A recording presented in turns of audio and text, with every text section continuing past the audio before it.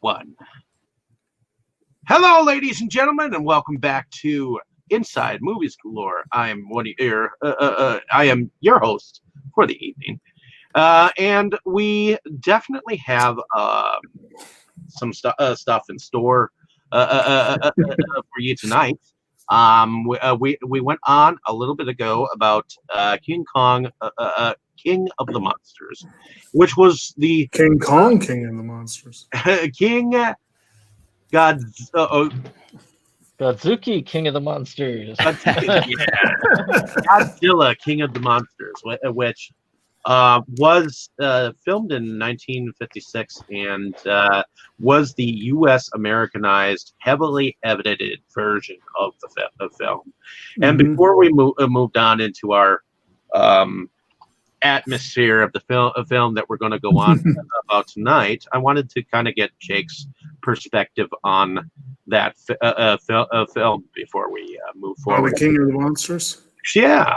Well, in all honesty, I had thought I had seen one Godzilla years ago. Never really thought about which version. But it was years ago, and it may have happened, but I could not, rewatching them, I'm not certain which one or which ones. I know I saw some of the sequels because I remember them fighting some of the other monsters, but so this may have been a first experience for both, and second, since I watched the commentary tracks for both. Okay. But I honestly don't recall. But I will say that the redubbed one, just to throw my 2 cents in, I think they did a pretty remarkable job of recutting the film. There was some skillful manipulation to make it look like Raymond Burr was actually part of it. There was some pretty horrible dubbing and some bad choices regarding the dubbing. And I did hear you guys comment on the character who dies twice. I did. I know that whole thing. So it was not perfect by any means. But it was fun. And Burr did do a good job in there. And I give him props. And I give him props for actually supporting the whole thing. Like, not just that. His involvement, like defending his involvement, but apparently he was very supportive of the franchise as a whole, and I give him props for that. I mean, not everyone's willing to do something like that, Okay. especially not at the time. If there was a particular favorite scene from the film, what would you take from it? A favorite scene? Yeah. From this particular American version. I know it's kind of hard to say because it's kind of hard to, like, if you want to do like the American exclusive scenes, which seems like the fairest way to go about it. Probably just certain of the I want to say like his narration of the attack on Tokyo might be like the most effective. Okay. Theoretically. Okay. It's really hard to say for certain because so much of it was recycled from the original. But a lot of the Burr had the presence needed for that sort of thing, if that makes sense. Well, and they needed a good name to bring to the American version anyways. Well, at the time, he wasn't that big a name. He was fresh off of Rear Window, which was a great role, but a tiny role when you really think about it. But this was like his first significant role as a good guy. A lot of bad guys. It is interesting. That you have Rear Window and Godzilla kind of that sort of put him down the track that would lead to Perry Mason. We're just getting Jake's perspective here of the other film. And I'm pretty much wrapped up with it. So, there we go. But Yes. tonight's main film was originally called Gojira, which is Godzilla in Japanese, if I remember correctly. And it is, in fact, directed by Ishirô Honda, but also with an American director by the name of I think his name is Morse. Well, that was the one we were just talking about. Yeah. Or actually, this is Honda. I think this is why we maybe should have done it as a combo episode, because now we are talking about the 1954 Gojira by Ishirô Honda, correct, which has nothing to do with Terry Morse and well, the later version, King of the Monsters. Well, not exactly. It's its own beast. If you're looking at this in a manner on of speaking. YouTube, and Dave hasn't fixed the titles yet. No, I haven't. This one has Godzilla King of the Monsters 1956 on it right now. Well, I know. If you want to hear that, Gojira is going to give you the one that we just recorded, which is an excellent one that we did. So you should check it out if you haven't already.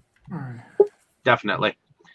So, what we have here is a very emotional film. Much more emotional than the narrated version of the film that we just recently discussed. So, in the very beginning of this film, we get an entirely different intro than we did in the aforementioned film, where we have a longer scene of the Japanese soldiers on a ship, and they actually do see the I think the head of Godzilla rising up out of the lake, which we do not see in the first film, correct? I don't think they actually see anything. It's more it's just kind of glowing water, like bubbling. Right. And it is worth. Okay. Well, I was going to say it is worth noting that first scene was apparently inspired by a real incident, and they probably filmed it late in the game to show this incident. That there was a ship, the Lucky Dragon, that strayed too close to nuclear testing. And so this whole thing was very much a direct reference to that event. Yeah. Yep. So beat me to it. Oh, yeah. One heck of a name, the Lucky Dragon. Right. No, it is on display in a unfortunate. museum, so you can go see it if you really want to. If you're in Japan. So let me just say what IMDb says about this film. American nuclear weapons testing results in the creation of a seemingly unstoppable dinosaur-like beast. So, on that note, seeing this film for the first time or the 18th time, what are your first impressions? Let's start with you, Jake. About your experience with Gojira, or otherwise known as Godzilla. Well, as I just touched on it with the other one, this may have been my first time, but I really can't remember because I know as a kid I saw some of these movies. But my general first impression was that it was quite impressed overall. A lot of the footage is clearly degraded, and apparently some of it wasn't that great to begin with. So watching it was a mixed bag. Some of the scenes were really nice looking and some of them not as much. But overall, I was more impressed by the story than I expected, and the music was great. And just overall, it was quite interesting. It was good to finally sit down and really watch it. Okay. Mo, this particular film, was it a first time watch for you? Oh no, I think I saw Gojira the first time in high school, and I still love it. It's probably, if I had to make a short list of especially Showa period Godzilla movies, it's top 3 for me still. It's kind of hard not to be struck by how powerful of a movie it is, with the whole parallels to all the shit that we're going to talk about, I'm sure. But that's the thing that impressed me right away with Godzilla, because I was so used to the fun, as we touched on before, of like the sequels. Mm-hmm. So the first time I saw Gojira at an age where I could appreciate it, or period, it was kind of crazy to go back and see how serious of a note that the franchise starts on, Okay. So that's basically was my first impression, was just, wow, that was a hell of a movie. It wasn't just monsters tromping around the city, Okay. Mm-hmm. What about you, Brandon? This would probably be my second time seeing this version of the film. The first time was when I got the original Gojira Criterion release, which I still have that one, because it's I need to double check and see if all the special features are there. Plus, it's a cool set, and I like that set, so I can't really it knock is pretty. The unfortunate thing is when it comes to anything that is subtitled, I have to be in a certain mood to watch something that is subbed. Otherwise, because my mind wanders really, really easy. So I'm sure I missed like half of the movie the first time I watched it, just because, my mind was on something else. I had a hard time keeping my focus. And unlike a film that's like dubbed into English where I'm still hearing it, basically, if I'm looking away from the screen, anything that's going on, I'm pretty much left out of. So when I watched it, so I could say that when I watched it this time was the first time I really sat and watched it all the way through. And I was quite impressed by how different this one was in comparison, especially since I did it back to back with Godzilla King of the Monsters. Just to compare the two and see how serious this one was and took itself, as opposed to kind of the more campy version that I was so used to in the past. So quite impressive. As to myself, I the first time I'd actually seen this particular version, because I was so used to the Raymond Burr version, I did not know that there was another one out there until I actually picked up the media book of the DVD. I ended up picking up all of the first 5 Godzilla media books, like brand new, for like $6.99 a piece at half price books, and I was stoked at finding them at first, because these were the ones that were in the original box set they came out with, until they shrunk it to the one that it is, and it had everything to like Astro Monster or whatever. So but on the DVD, it had both versions. It had King of the Monsters and Gojira. And when I first saw it, I wasn't quite adapted to subtitle watching as much as I am now. And I've gotten quite used to the subtitledness. And I guess you could say this is the first time I actually paid attention to the film too, in context to, actually studying it to see what it really entailed, and it impressed me in more, and made me look at the previous film in more of a negative light, which is not usual for me, because I'm used to classics being classics, and then this film just kind of blew the other film out of the water, and it's like, well, why the hell did they do this? Why the hell did they bring Raymond Burr in and all that jazz? Why couldn't they just leave it the way it was? As I'm growing up, They wanted to make money. I get it, but it's completely destroying my look at the Godzilla franchise. When Dustin and you, Dane, call it a classic and a much better film, I'm trying to get used to the idea because I'm used to the other one.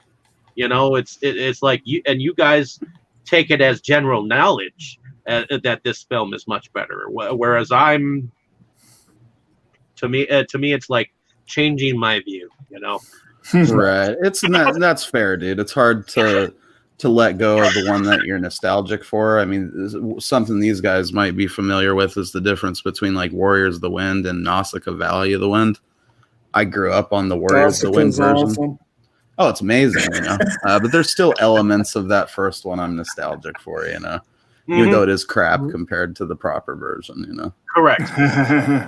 So, Dustin, why don't you tell us your thoughts on Gojira the first time you watched? Well, the first time I saw this was thanks to Criterion. Well, was it? No, actually, I did have that old media book DVD, and I watched it, but I didn't really pay much attention to it. Similar to Brandon's experience. And then eventually I got a hold of the Criterion edition, and I paid a lot more attention to it that time, and was just surprised at how strong of a movie it actually was. Like, I wasn't really expecting such a good movie, right? Honestly, and I was very impressed with it, especially in how it functions as an allegory for like atomic weapons. So that really impressed me. Okay. What about you, Dane? What were your first impressions of this original film of the Godzilla franchise?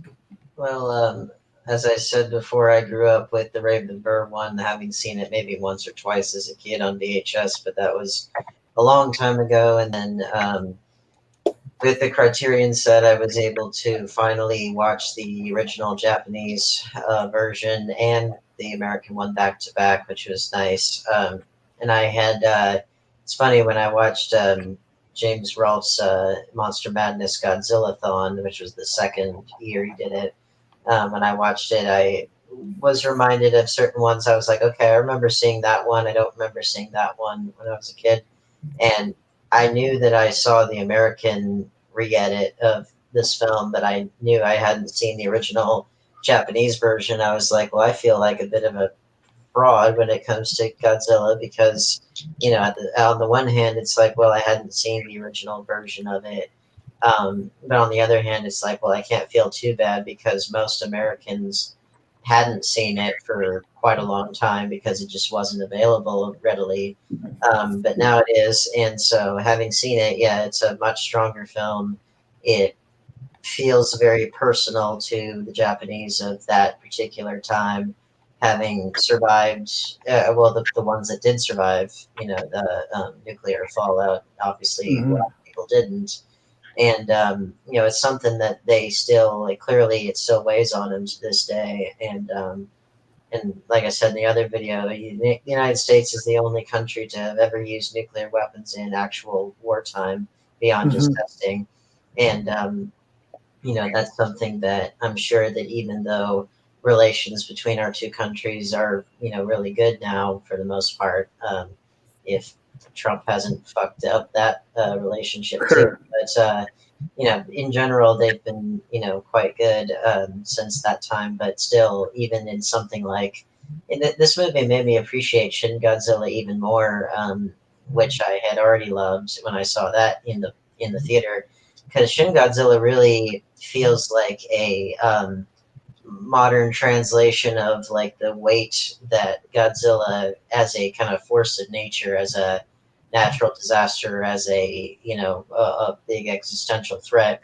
It reinforced the power that Godzilla has when you look at it through that lens. And it's just something that I think will always be universal on that level. And so I think that it made me appreciate that film more, but it also made me appreciate how all the way back in 1954, you know, they were already doing such a magnificent job of speaking to the fears and anxieties and dread and sadness that the Japanese people were feeling after having lost so many people in the war that they lost pretty resoundingly even before the bomb the bombs dropped. And then once they did, then it was like, well, you know, where do we go from here? And you know, that's something that, I mean, they did obviously bounce back pretty amazingly because of, you know, their advances in technology, and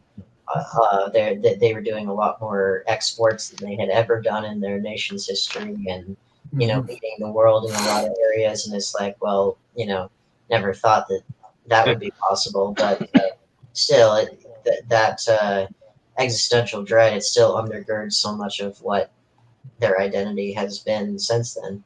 Oh yeah, and to me, I've always considered the Godzilla, at least the beginning Godzilla films, as an answer to the fear from those bombs dropped that you mentioned, and that brings us to the main plot of this film. So, well, I do want to make one very quick, as far as first impressions and whatever. I'd forgotten to mention this, but Dane kind of triggered it in my brain. I do have Shin Godzilla fresh on my mind, and I'll save most of my commentary on that for when we do that later in the month. I can't wait. Yeah. But one thing I love about that is how far they get into the politics, all the political backbiting and maneuvering and all that bickering and whatever. And I was impressed and surprised at how much of that was present in the first film. Yeah.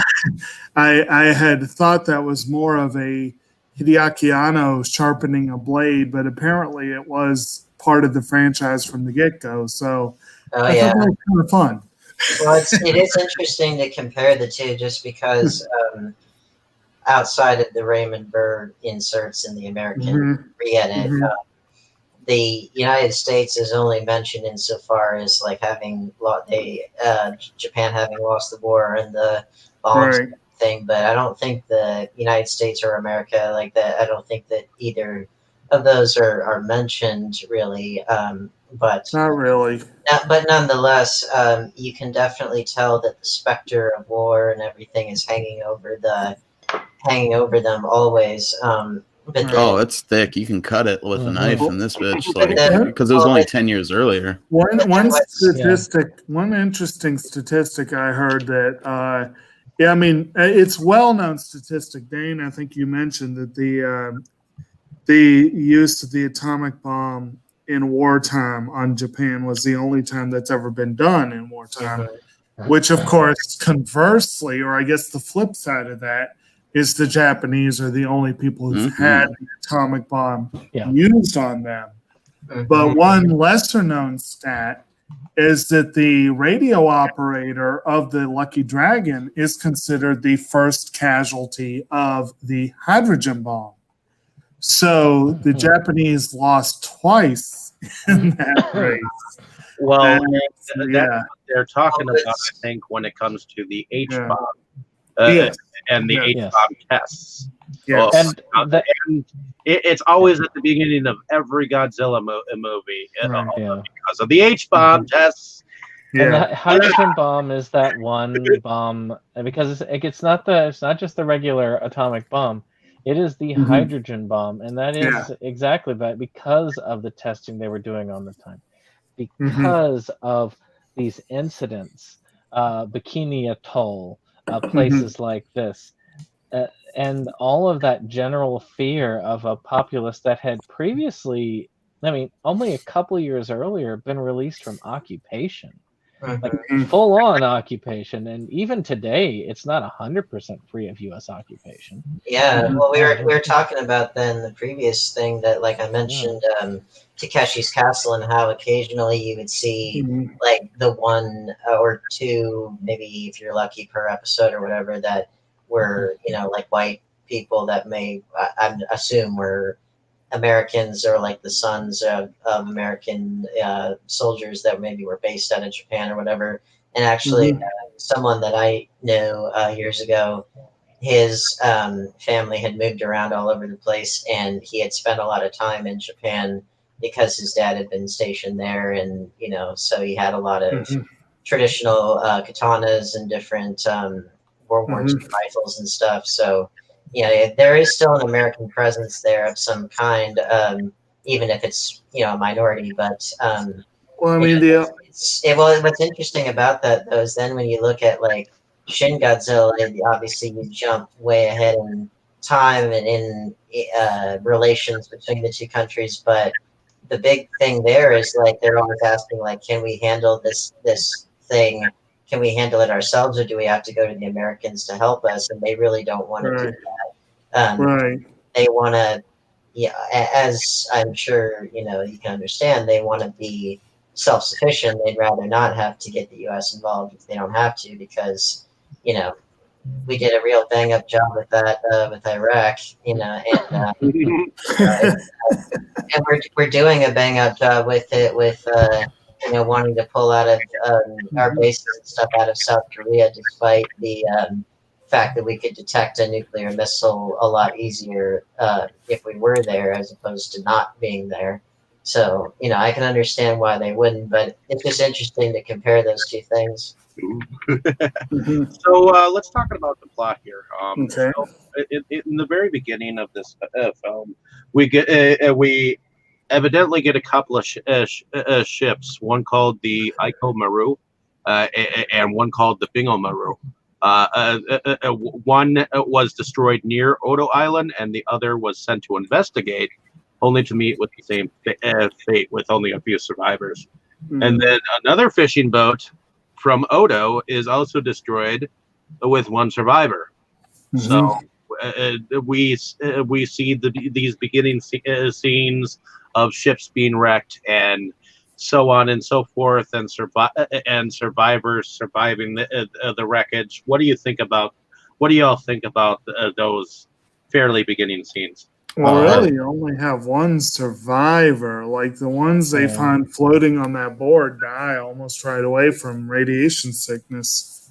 So, I mean, the biggest thing that they introduce when they show the survivor is that they kind of introduce the characters that are technically the main characters in this one, whereas they're sidelined as just the starstruck lovers in King of the Monsters, and where you've got the one person who is actually with the Japanese, I guess, self-defense force or whatever, and then you have the woman he loves, which she is of course engaged to somebody else, which we'll get to later. Yeah, she's stepping out on Sarazawa.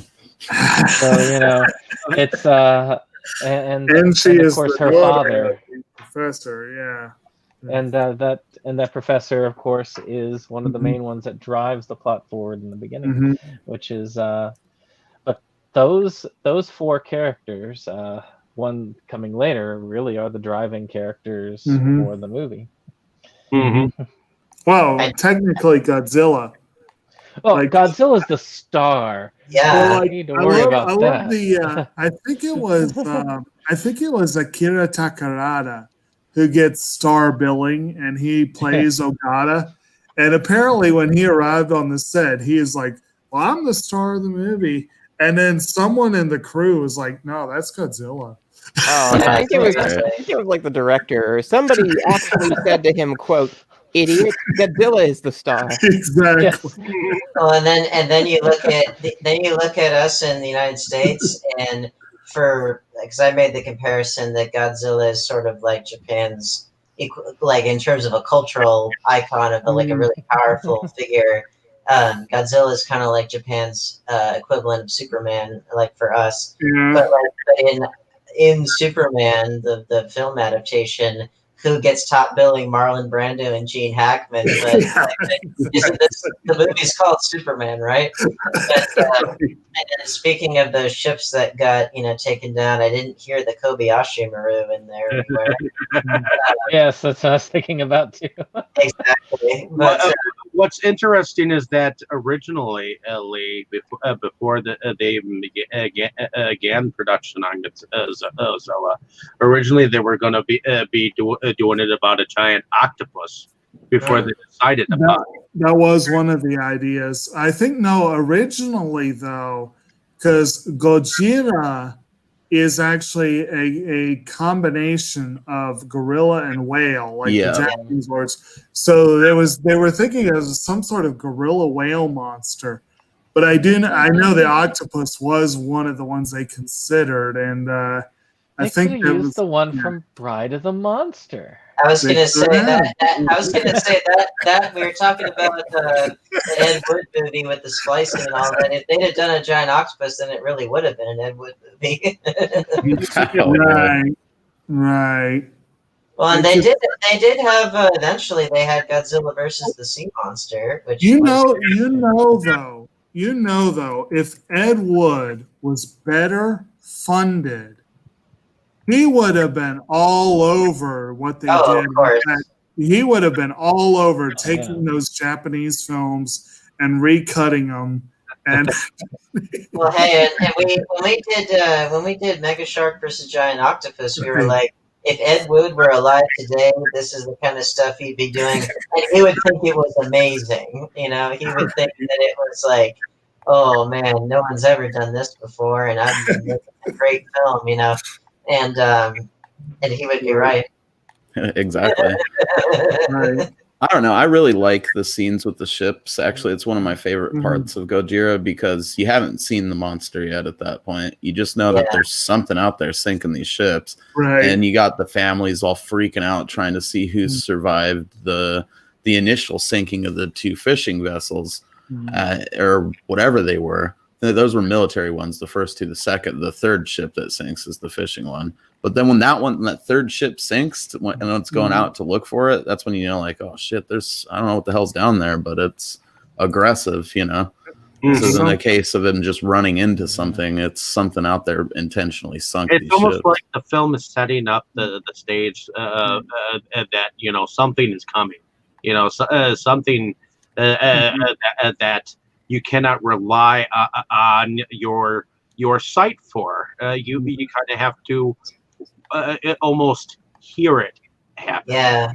Well, one thing I did find it kind of odd that you hear you hear the thumping, which is obviously meant to be his footsteps, but then you hear the thumping when he's in the water and he should be swimming.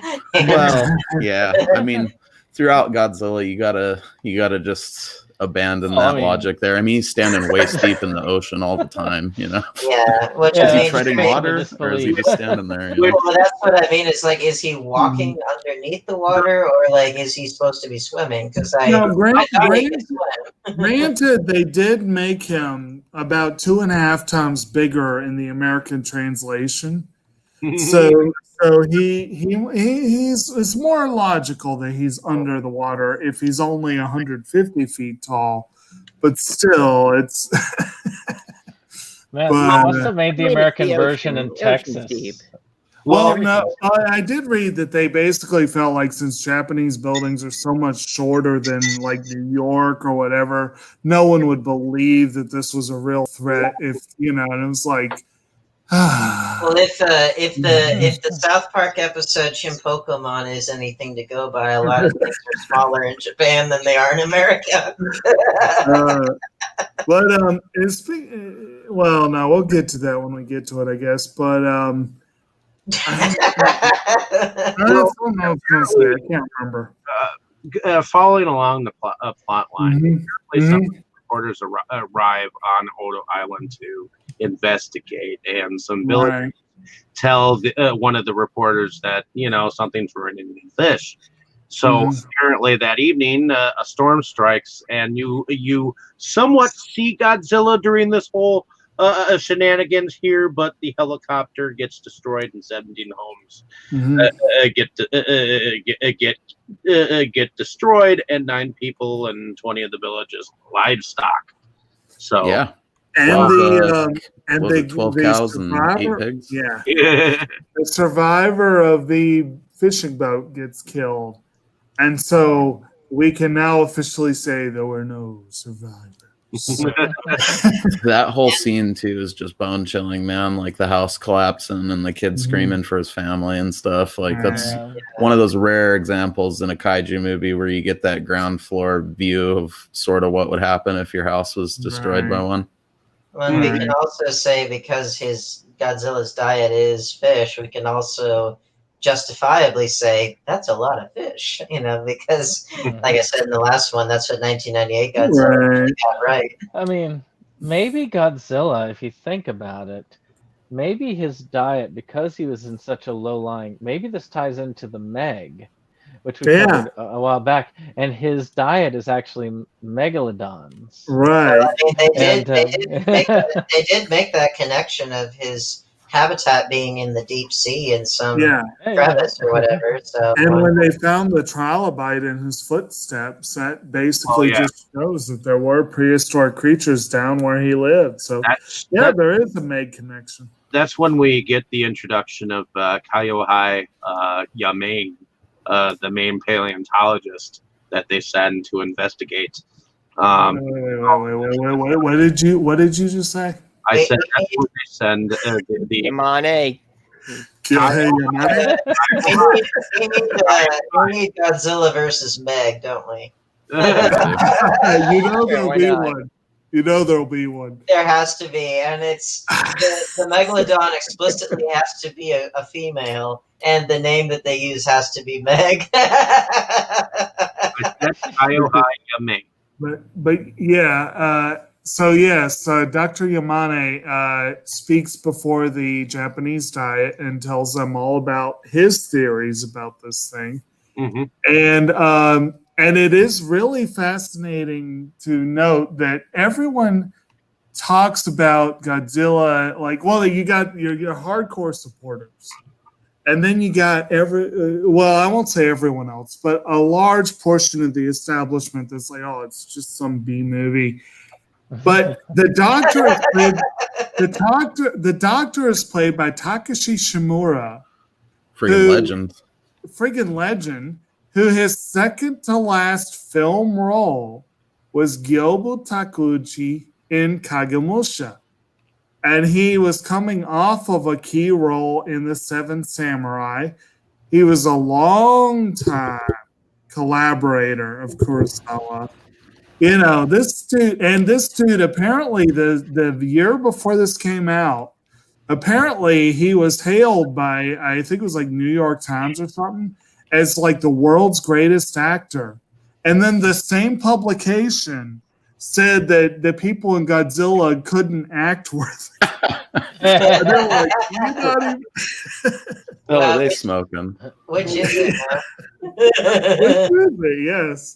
I thought he did a great job in the role. Oh, he's always a treat, man. Yeah. There's just something about him. In all fairness, there are different good actors in one movie does not mean that they're a good actor in another This movie. is true, but he is good in this one. I feel like he really put across that very thoughtful scientist type, vibe. He was a defender of Godzilla. Like he didn't want it to be just killed because it's probably could be the last of its kind. Defender But of science. And It belongs in its museum.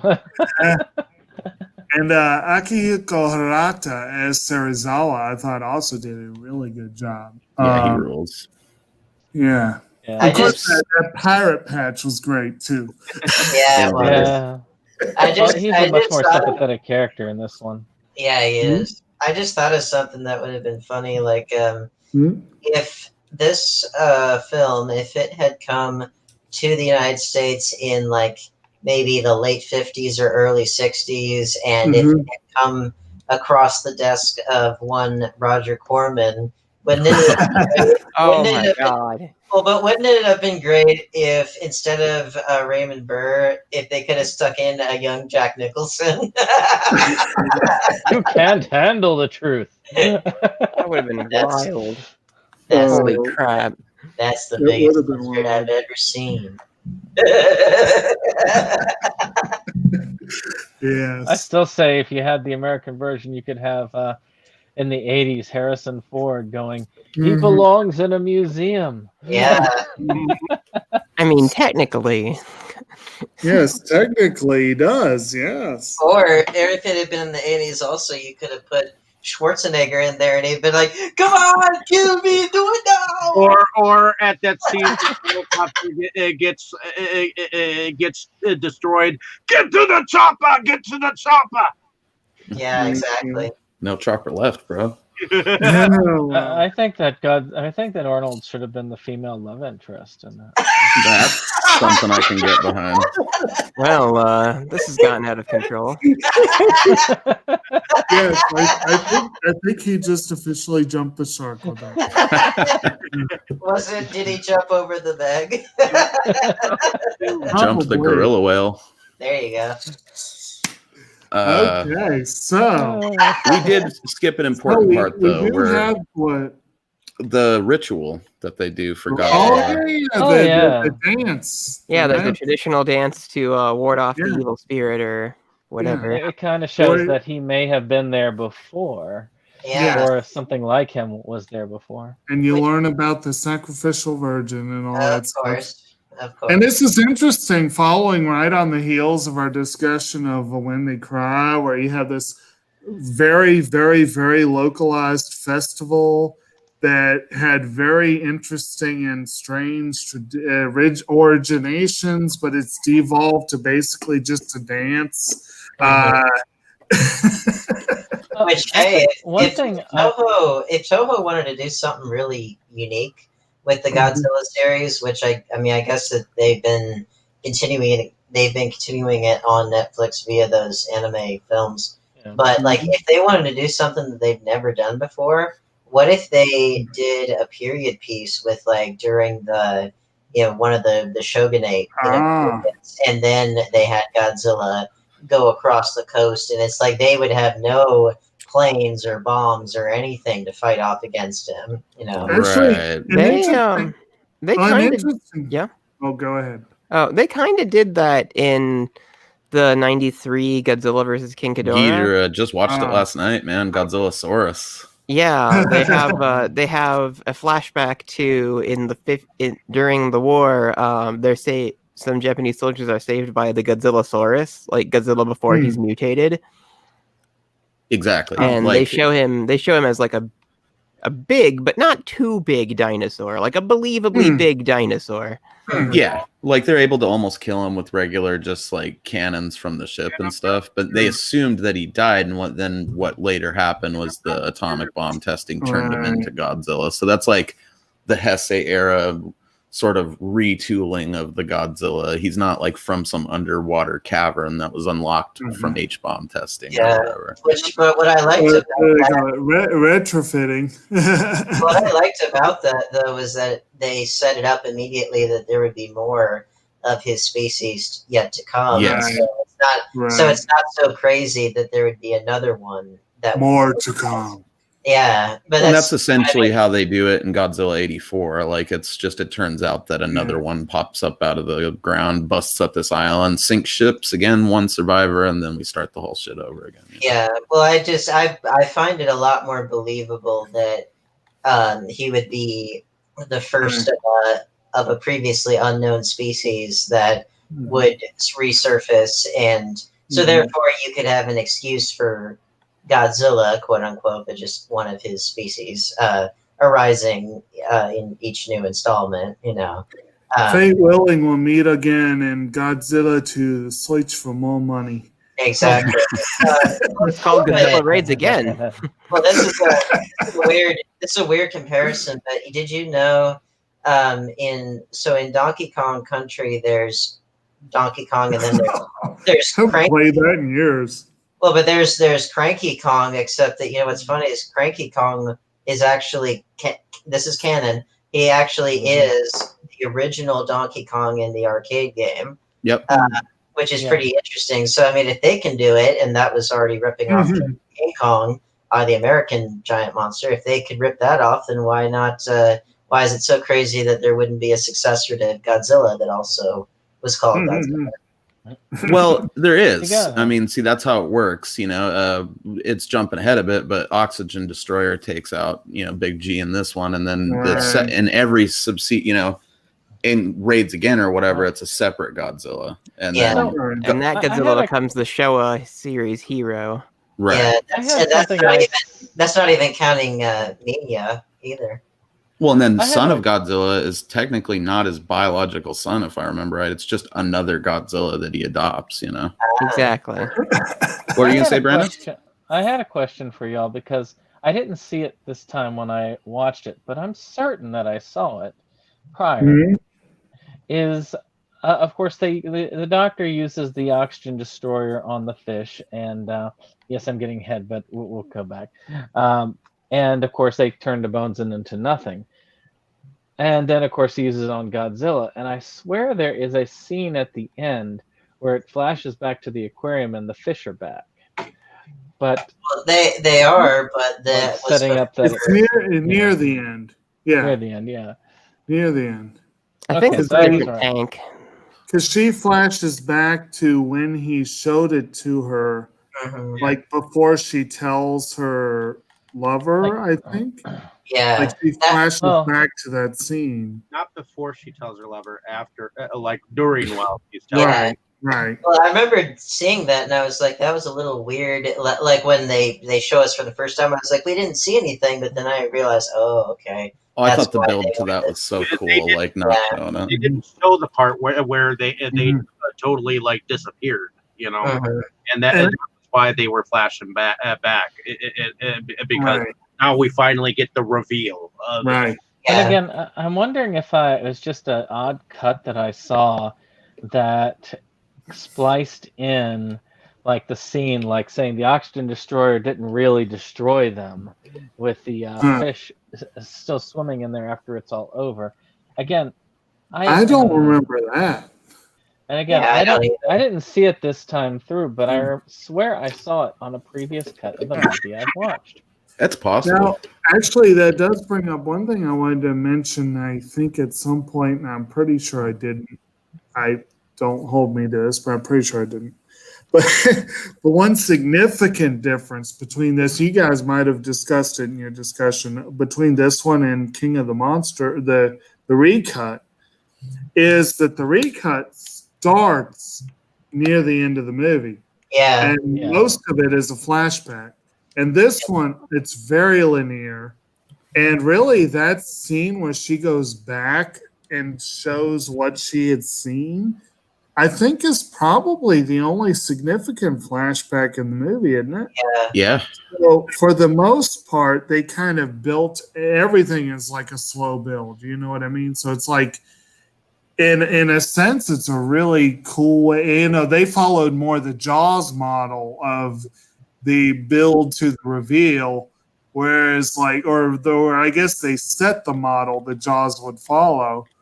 And the other one, I saw the point made in the commentary that the director Morse was really, really, really, really big in film noir, and he used basically a noir technique of starting at the end and then moving forward.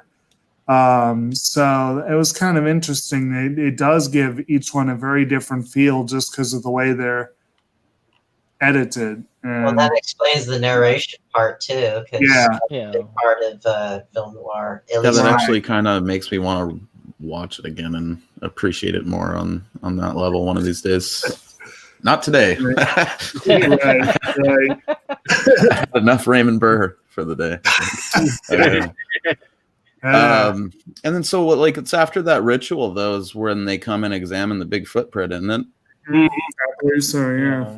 Yeah, that scene is just cool. All of us seeing the devastation after the typhoon and all that, and then Well, they do that, and then they do the scene in the diet, and then they go back to the island, right? Am I remembering that correctly? That's when they get it Yeah. down, yeah. Yeah.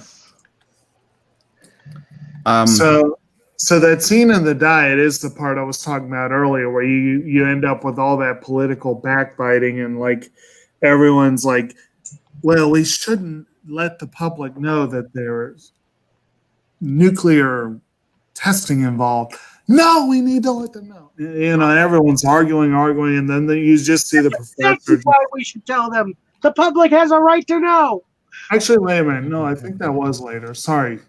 yeah, the That first scene where second- they're in there in the First scene was all facts and supposition. Yeah. okay. yeah, we get the because when they have adorable the scene part with where the- he tucks his tie into his coat. I don't know why I like that yeah. so when, much. when they have the scene with the diet, when they're talking there, it Right. starts with him showing the picture that he took of Godzilla. Right. Yeah, Right. the drawing, but picture. That picture that looked nothing like him. it. Yeah. I actually liked the way Godzilla looked in the picture. He almost had like some extra personality in that like drawing that they had. He did the look picture. better in the drawing than he did in the actual movie, but they don't look a lot alike.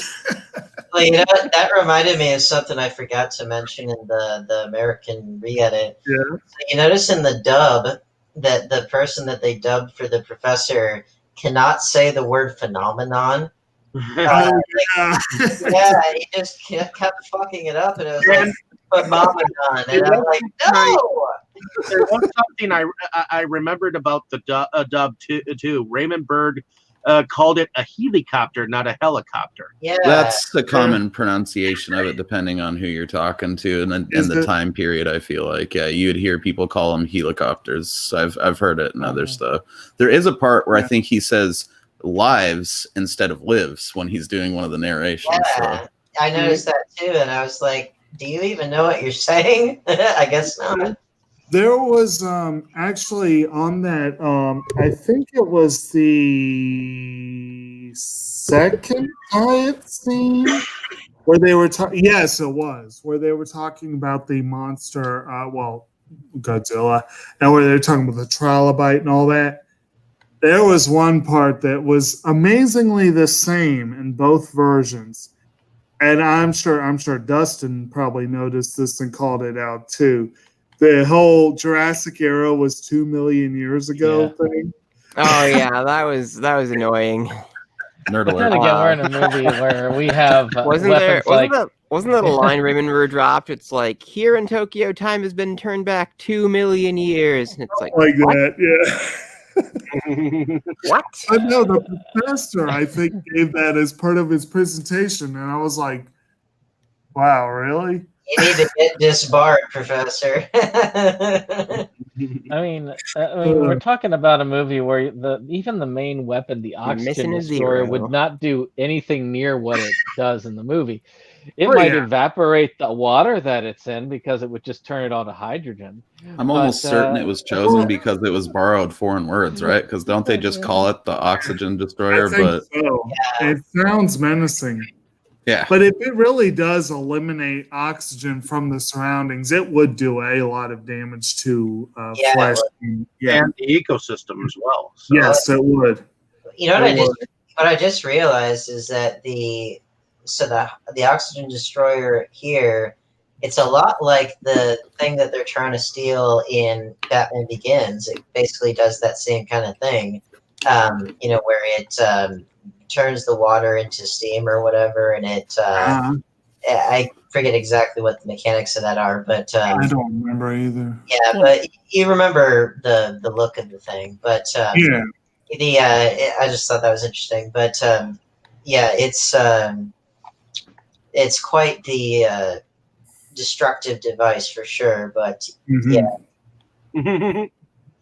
But yeah, I guess on the scene on the island, though, you have that, looking at the footprint. And I did like the finding the trilobite. I'm like, that's a cool it was a cool touch. little touch. What upset me the most with the dub was the moment where we actually get the tears falling from Emiko while she's explaining to her man that about the secret. I mean, you really get a heartfelt tear dropping moment.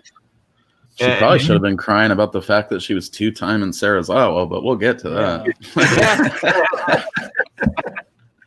Well, In a very respectful Japanese way, she was 2-time in Sarazawa. But like that whole first scene, I mean, I think it's impossible not to laugh at the reveal of Godzilla in some sense, because it is just, he looks so much better in almost every other scene in the movie. right. Well, it's very sudden. He just pops right over that hill. Like, you think they're going to save him for more. You think they're going to save him for a more dramatic reveal, or you're going to wait longer in the movie to see him. But nope, there he is. Yeah, right there. Yeah, he just kind of pops into existence. Hello. And I mentioned the googly eyes before, but it's like He's built like a friggin' oven mitt. It's Well, just because it's more serious than the redub doesn't mean that it's entirely serious. yeah. oh, for sure. I say Gojira, the movie is so well executed as a movie that the Godzilla almost is the silly. It is the silly element of it, Yeah. Well, the thing that I noticed, so despite the accusations of there being googly eyes and everything, the one thing we noticed, because of the serious tone, Godzilla is, and it's in black and white, which helps to create that kind of oppressive atmosphere. Mhm. But he is lit in such a way that he does, despite like it's more so the googly eyes are more in the daytime, because then when you see him at night, it looks a lot more. He looks a lot more menacing, like he should. And but it's just I think that really helps to sell the mood and the lighting, the just overall build up the mood, the sheer weight that's looming over everything. That really helps to sell the fact that this is a threat that they can't really fight off by conventional means. Oh yeah, and to be fair, outside of the hand puppet scenes, which as I mentioned in the previous one, they don't do too many of in other Godzilla movies because it's bad form. You just incorporate the mouth opening into the suit. You don't need to friggin' have a hand puppet. Dirty poor old man. Well, they did in the next one. They had like some shots where they look like toys. Like from far away, they look like toys that are just Right. there. One thing as well about that scene that I always find kind of amusing each time I see it is that it really does look like he's just standing right behind the mountaintop, just putting his little paws on the mountaintop. And it's like, you got to say, like, the other side of that hill has to be like a sheer drop. It's the only way it makes sense. Yeah, physically the location is like weird. And then of course maybe you made the ground drop underneath him because it's just. and then of course you got Henry Winkler over on the side looking at it, going into his notebook and being like, a Gatorade. I was thinking maybe it had the magically changing elevation from behind the fence of the first Jurassic Park. Where the T-Rex should be, like it's standing on solid ground, and then all of a sudden there's this giant precipitous cliff. Godzilla was actually behind the cliff, and it was standing on Godzilla's head. Yeah, maybe he was giving it a shoulder boost. I think they're just following the friggin' King Kong rule of like, scale be damned. To hell with it, It's one about thing, the shock value. It's not about the science value. yeah, we're not supposed to be thinking about that. Suspension of disbelief, My favorite thing, Spider-Man expecting it to be real, right? Are we only on Godzilla appearing over the hill and then? You bang through the the movie plot. pretty quick after that part. That's kind of the slow build to eventually like, oh shit, this guy's gonna attack the city, and he gets the train. Well, he sinks a bunch of ships first.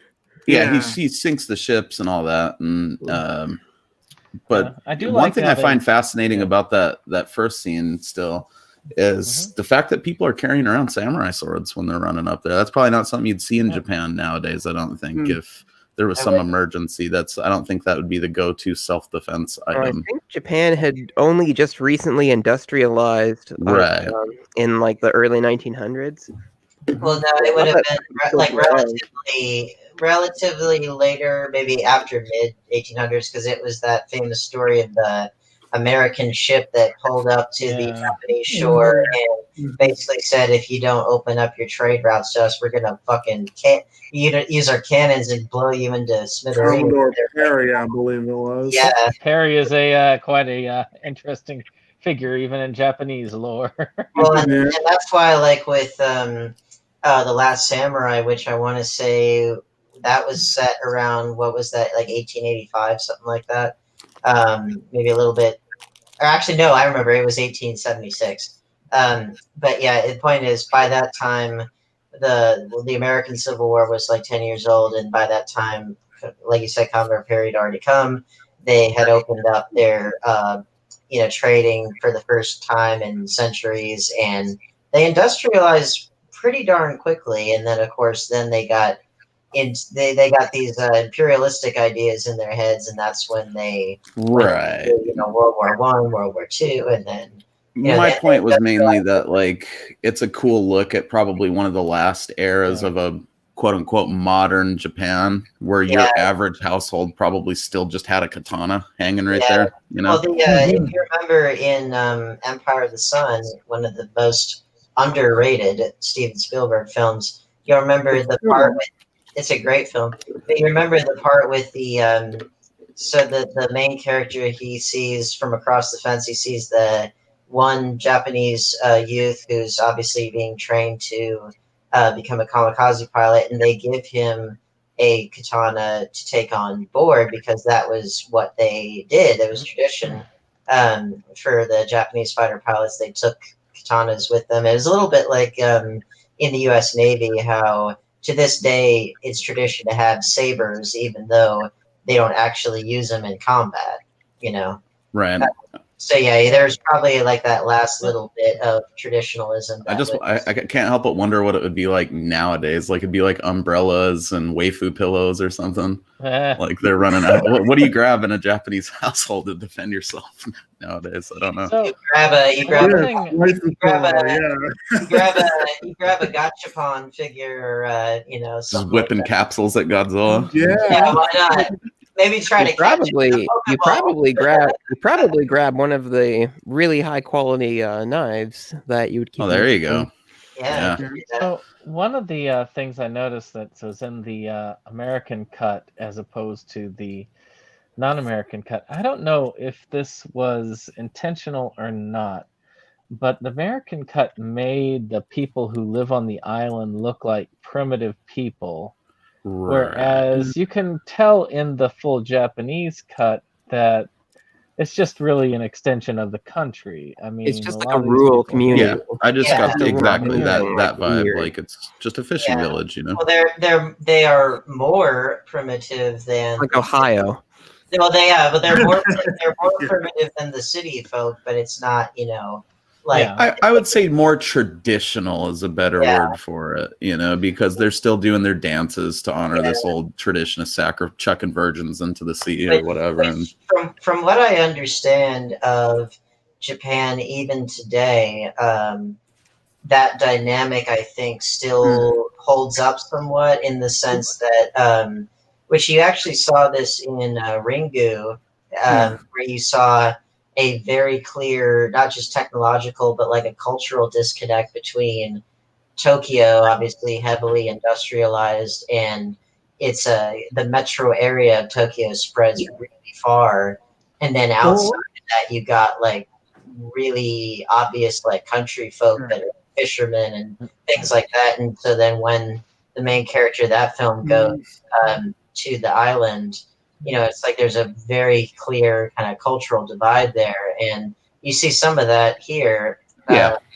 But and I think that still does hold up because it's definitely still a common trope in Japanese productions. Like again, When They Cry, Hinamizawa is portrayed as a bunch of country bumpkins according to the people in the big city. Yeah. You know, and that's a very common thing. Like people from Tokyo typically tend to look at other people, and it's, you know, it's the same way in this country. You know, someone from New York would look at someone from, let's say, Abingdon, Virginia, and think that they're a hillbilly. You know, and that's like, that's no offense to anyone from Abingdon. It's just the way that. Well, Right. it's interesting. It's interesting when you compare, because that's true, but also I think a more perhaps accurate comparison would be like Japan versus like Canada, because in Canada the population is like maybe a tenth of ours, and it tends to be very urbanized in terms of its concentration, and so you know, you've got your major urban areas like Toronto, Montreal, Vancouver, you know, Winnipeg, Edmonton, Alberta, Calgary, things like that. After that, the population density gets really spread out pretty thin. And so you'll get your disconnect between your urbanites and your country. Those straight up hosers, you know. Yeah, like my cousins and stuff.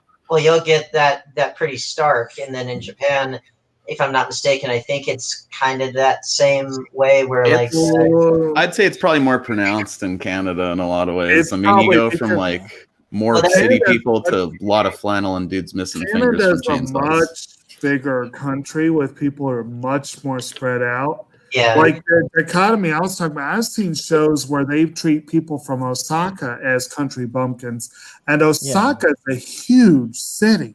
It's a huge city. In Japan, everything's a lot closer together, like you're saying, you know. So they are. Like, well, and Tokyo is a weird example because that's like the city of the future, pretty much. You know, it's way ahead of like pretty much every city on Earth. But I brought that up because, like, you know, St. Louis, Missouri, while not being as big as New York City or Los Angeles, it's not. You know, you would never think of someone from St. Louis as being like a country bumpkin. You know, if you were in the middle of rural Missouri, then maybe. But even so, it's like St. Louis. My only experience with Missouri to date was about a few hours spent in Kansas City, and it was hasty. It was kind of a hasty.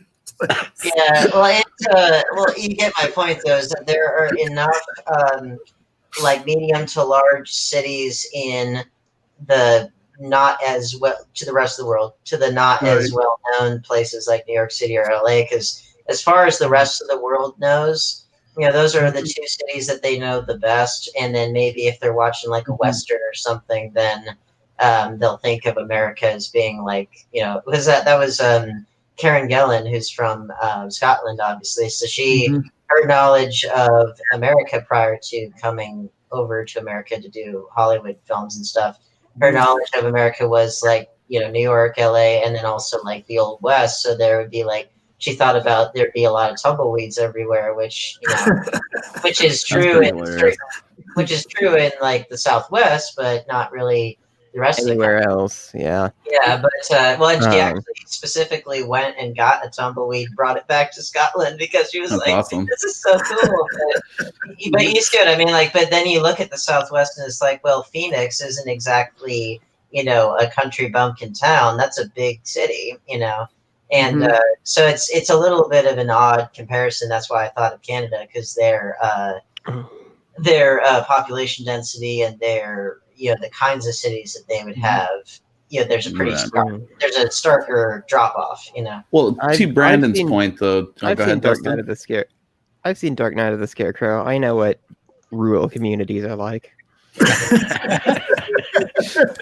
Well, to Brandon's point though, like definitely between the two versions and the Raymond Burr one, you get more of that, like, oh, we're witnessing a, you know, mystical, you know, tradition of the Orient here when they're doing the friggin' the ceremony and stuff, and then the Japanese one it feels it too. Right. Well, that's where that stranger in a strange land aspect. Yeah. Well, that's why you get a lot more of that personal touch, you know, here versus in the U.S. cut. Right, for sure. I think after this, it kind of fast tracks pretty good, doesn't it? I mean, it's like that's when you get Godzilla actually starting to wreck stuff a Yeah, bit. they have like a PowerPoint presentation on Godzilla. Well, I think is it shortly following that. Let's see. Does he make his first appearance before she goes to visit Serizawa or after? I don't remember. I'm fuzzy on that Before, one. because the night before they see him on the hill, he trashes that village. Like he just walks through it briefly. Well, and I mean, like his levels first it. attack on Tokyo. I'm sorry, that's what I meant to His say. first attack on Tokyo. Well, I think he attacks some. He attacks some ships on the way to Tokyo, Right. and then he comes ashore. Yeah, before you meet with Serizawa the first time before he attacks Tokyo. Okay, yeah. So you've got that scene, which again we've kind of touched on a little bit, but they have this long discussion, and he lets her in on the secret because, he thinks a lot of her and all this stuff, and she probably, and she's horrified by something, and we don't really know what.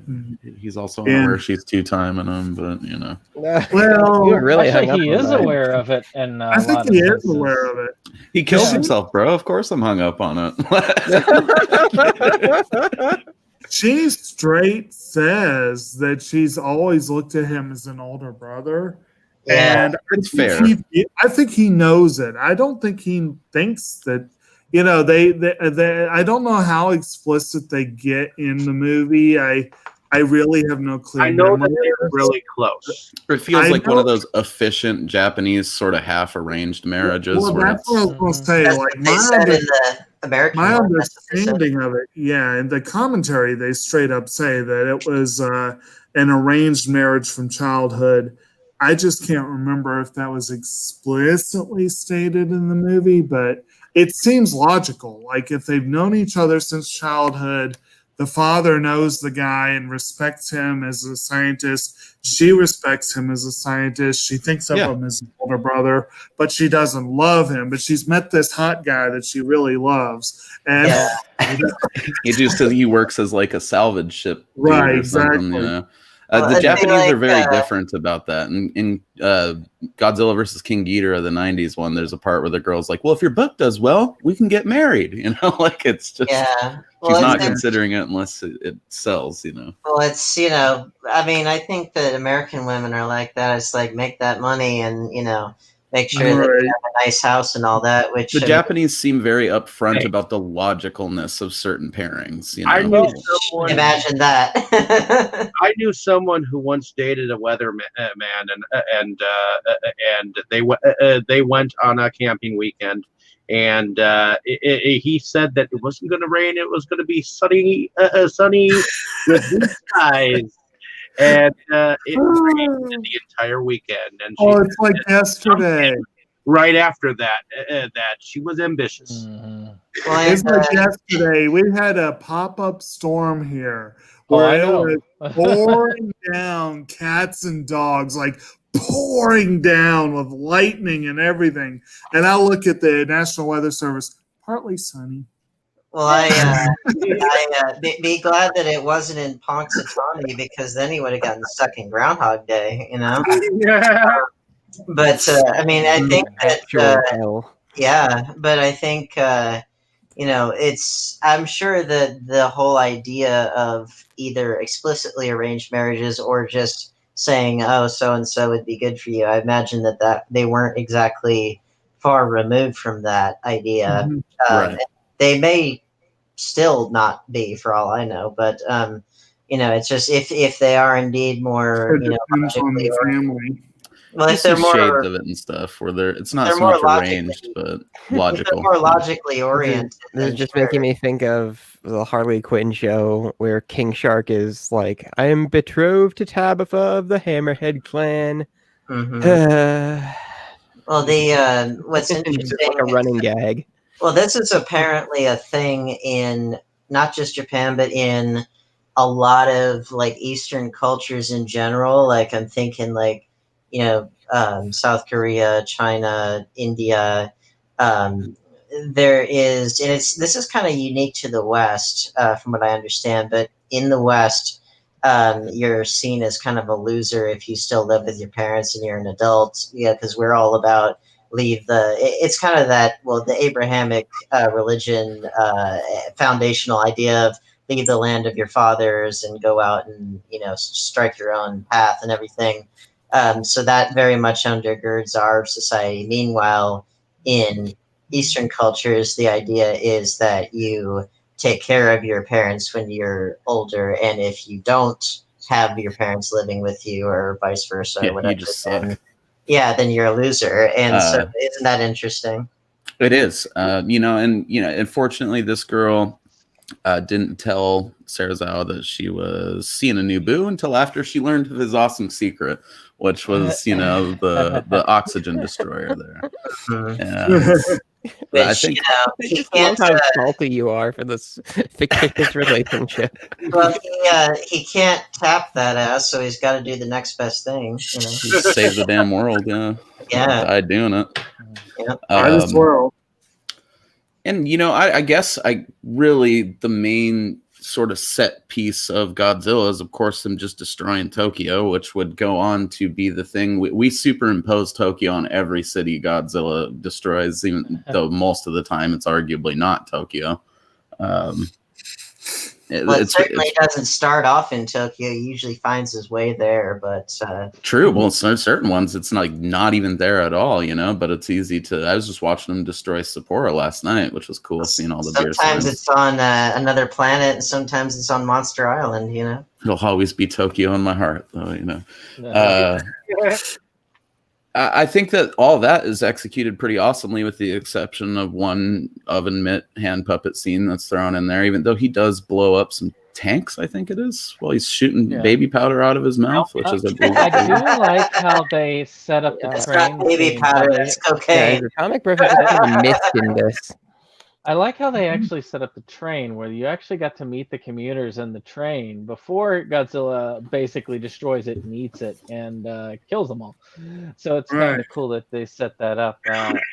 And as far as the fire breath, they did have it set up where you had a propane tank to where he would have to light it out of the mouth, and they'd have to replace the teeth for some of those because the fire would melt the teeth as they breathe fire. So that's kind of cool, the effect. It is. Yeah, I like how in the Gamera movies, too, half the time his friggin' head just sets on fire. But technically, it's his atomic breath. That's what it's called. And that explains why it does look like breath. But then it also melts, the metal and things like that. Yeah. Some cool effects go down through that. Obviously they're setting the groundwork for stuff that they would perfect greatly, and sometimes just phone in for various installments of the series in the future. There are some where it's kind of shabby looking back at it. They didn't put as much detail in the miniatures, but this, they were going all out, obviously, because they were creating like a new genre of shit here. I think that these dudes came from doing like wartime films beforehand, didn't they? So they were like building and recreating small battles and stuff and doing miniatures beforehand. I think the effects guy got in trouble because his effects were so convincing that the U.S. Army thought it was like combat footage or whatever. And the Pearl Harbor stuff, I think. Yeah, I think he was like tried and. Well, something. Basically pioneered the suitmation aspect of filmmaking. For sure. Which is kind of what pioneered everything dealing with giant suited people with miniature sets and all that jazz. That's I guess what they called it at the time. Yeah, not only did they pioneer it, but they also put such a stamp on it that really, when you look back at, I don't know what you call them, kaiju adjacent movies, like shit from England or here in the States or whatever from the same time where we were in our big monster phases too. Stuff from England, like what, Gorgo? Yeah, Gorgo. That's a great example. It's a lot of it is example. No, dude, that's by far not the only example. But stuff like that is like totally done with different techniques than anything that they're doing with the Japanese stuff. And I think it's a cost saving measure, as I believe Brandon pointed out. Well, like they did this way cheaper than they would have if they were doing stop motion or something. Well, it's just like Power Rangers. Power Rangers is the best example, somewhat modern, of this is a cost-saving measure. I mean, imagine if they had to go through and recreate all that stuff for the show. Yeah, It would have be cost them insanely a fortune. expensive. And really and truly, all Godzilla King of the Monsters is the Power Rangers.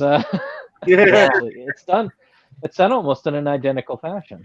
Well, you know what's interesting about that, as far as pioneering a genre and all that? As far as stuff that has survived, yes, that's true. But apparently, and this is something that, again, speaking about James Rolfe, because he's like the big Godzilla fan on YouTube anyway. This was something he did a video about lost films, like lost horror films from like the silent era and stuff. And he put London After Midnight at number 2, which is generally the most famous example, except that his number 1 was actually the lost King Kong films from Japan that were, you saw this Kong-like thing as a giant, but also it could, I guess, shrink down to human size. But like, he was basically like, this kind of rewrites history because it predated Godzilla, but these films they haven't been found, and there's very little information on them except for like a few stills here and there. So it's like, well, isn't that interesting? Now, what if one of those could ever arise?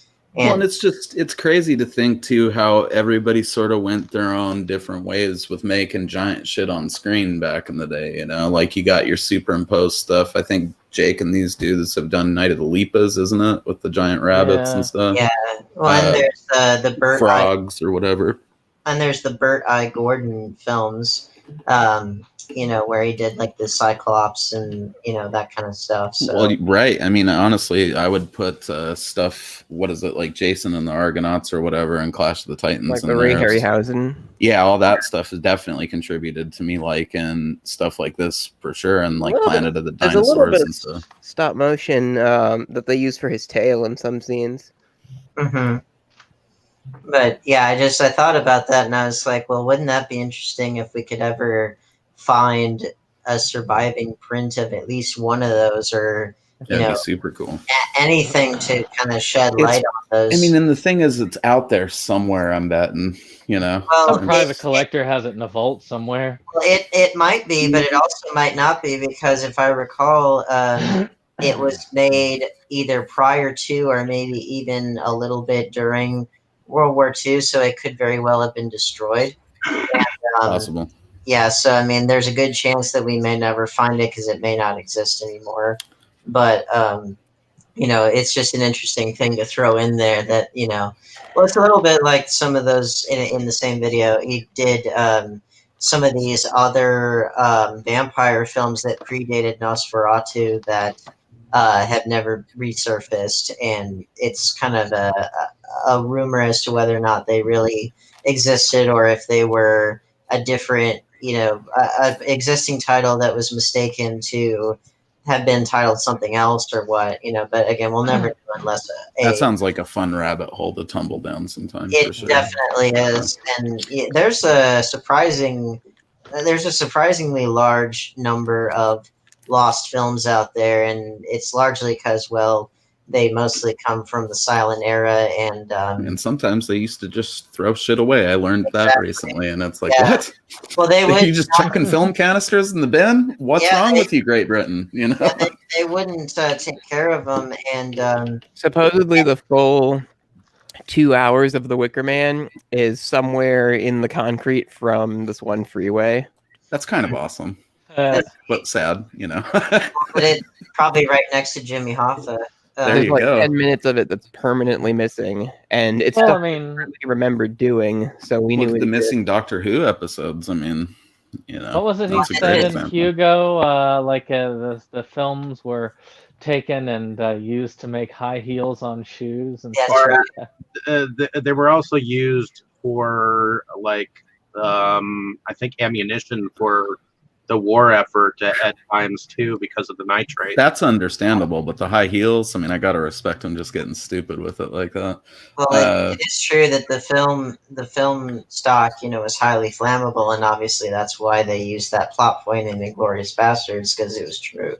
because it was true. And but it's sad because there is inevitably a large part of film history that we'll never be able to really know fully because it just doesn't exist anymore. And or even like the mythical lost footage for the Magnificent Ambersons, and This reminds me of so Godzilla Raids Again was chopped up and released as Gigantus the Fire Monster. mhm. And I have the Godzilla game on PS4, and that comes with a lot of information about Godzilla in like the kind of museum section. Like it has a long article on each kaiju, and it mentions, Anguirus is said to have battled a mysterious fire monster named Gigantus once, who has since been banished from this plane of existence. And as far as I know, you can't actually get Gigantus the Fire Monster. You can't get that cut of Godzilla Raids Again. Mm. I don't think I've ever seen it, so I'm wondering if that counts as a lost film. Maybe, that's definitely possible. I don't think that you even ever see that when you look up like old Godzilla VHSs, because certain ones didn't even ever really get like a home video release until way later, Well, they pretended it was another monster, but it was obviously Godzilla. It's clearly Godzilla. They did that a couple of times in Ultra Q, which is funny too. You just see Godzilla with like, these frills on his neck glued onto him. It's pretty great. But I think, at this point of the movie, they've tried the electric fence, which obviously fails, but again, gives us our classic Godzilla image of him bursting through the wires or whatever. They've, pretty much stuck, I think, to the genuine sort of base strategy of kaiju combat, which is to just fire at it with tanks a lot. It has no effect, To quote Nero from Star Trek 2009, fire everything! Yeah, just everything.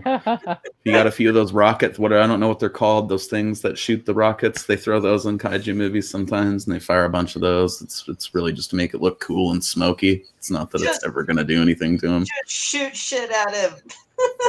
And then we get the deal where they're she reveals the oxygen destroyer that she has shown to him, and I guess I'll hand it over to one of you guys from there, because I'm actually, just because of I think watching both of them so close, my brain's a little muddied on how exactly that goes. From there, we have the reveal, like you mentioned, and then after that, we what we don't get in the dub is we actually get Dr. The Sir Akihiko. Oh my god, I love it. Shirazawa. His character starts to see. It's hard for me to say his name. It's understandable. It's a Japanese name. Yeah, I butcher him on the regular, dude. Don't even worry about it. That's why I just call Tommy Dubs in my Lone Wolf and Cub reviews, because I can't say walk. I can't even begin that shit. Don't worry, they butcher our names too, so But we get him actually seeing footage with all these girls singing, and then you see the victims of the destruction of the that Godzilla has wrought through the hospital and some of the Gojira spends a lot more time showing the impact of Godzilla's attacks. Yeah, and that parallel with like what it might have been like after Nagasaki or Hiroshima or that kind of stuff. Where seeing the destructions very deliberately so. And there are two struggles with that as well that you see. One with the professor who does not want to kill Godzilla. He wants to. I make the joke like he's Indiana Jones. He belongs in a museum, but it's that concept though. He wants to be able to study him. He knows it's not Godzilla's fault that all this is going on. He also doesn't want his weapon to be put into the wrong hands. Different doctor, but that's the other one. Is okay. He doesn't believe it, and that's the big difference between Gojira and Godzilla King of the Monsters. Is in Gojira there is no right hand. for the weapon to go to, and he pretty much figures that out. Like as he's talking with them when he's looking at the use of it. That's why he burns his notes. That's why he eventually kills himself in the end. Other than being heartbroken, of course, but the idea is because he knows there is no right hand. It's not like in the United States version, it might fall in the wrong hands. Like the Russians, but it's there's no right hands. It's too dangerous for anyone. Yeah, he's basically moved by that parallel to that stuff, and so he agrees to use it, but obviously he has this out of, I'm just going to dissolve like an Alka-Seltzer tablet down there with it, Exactly.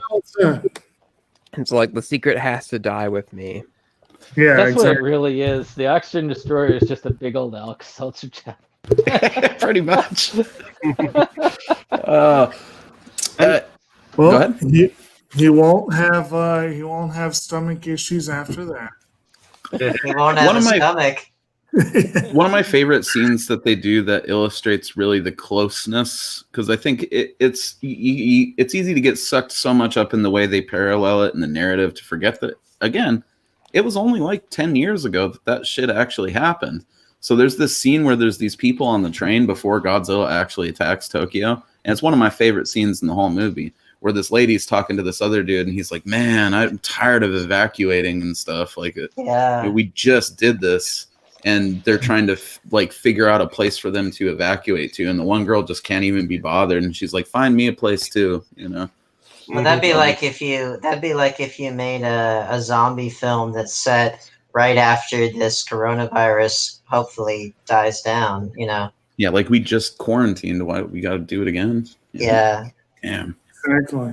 It's just so casually talked about, which makes the dread and the depressing element of all of it hit harder for me, at least, because it's like these guys just went through this and they're going through it again because of Godzilla.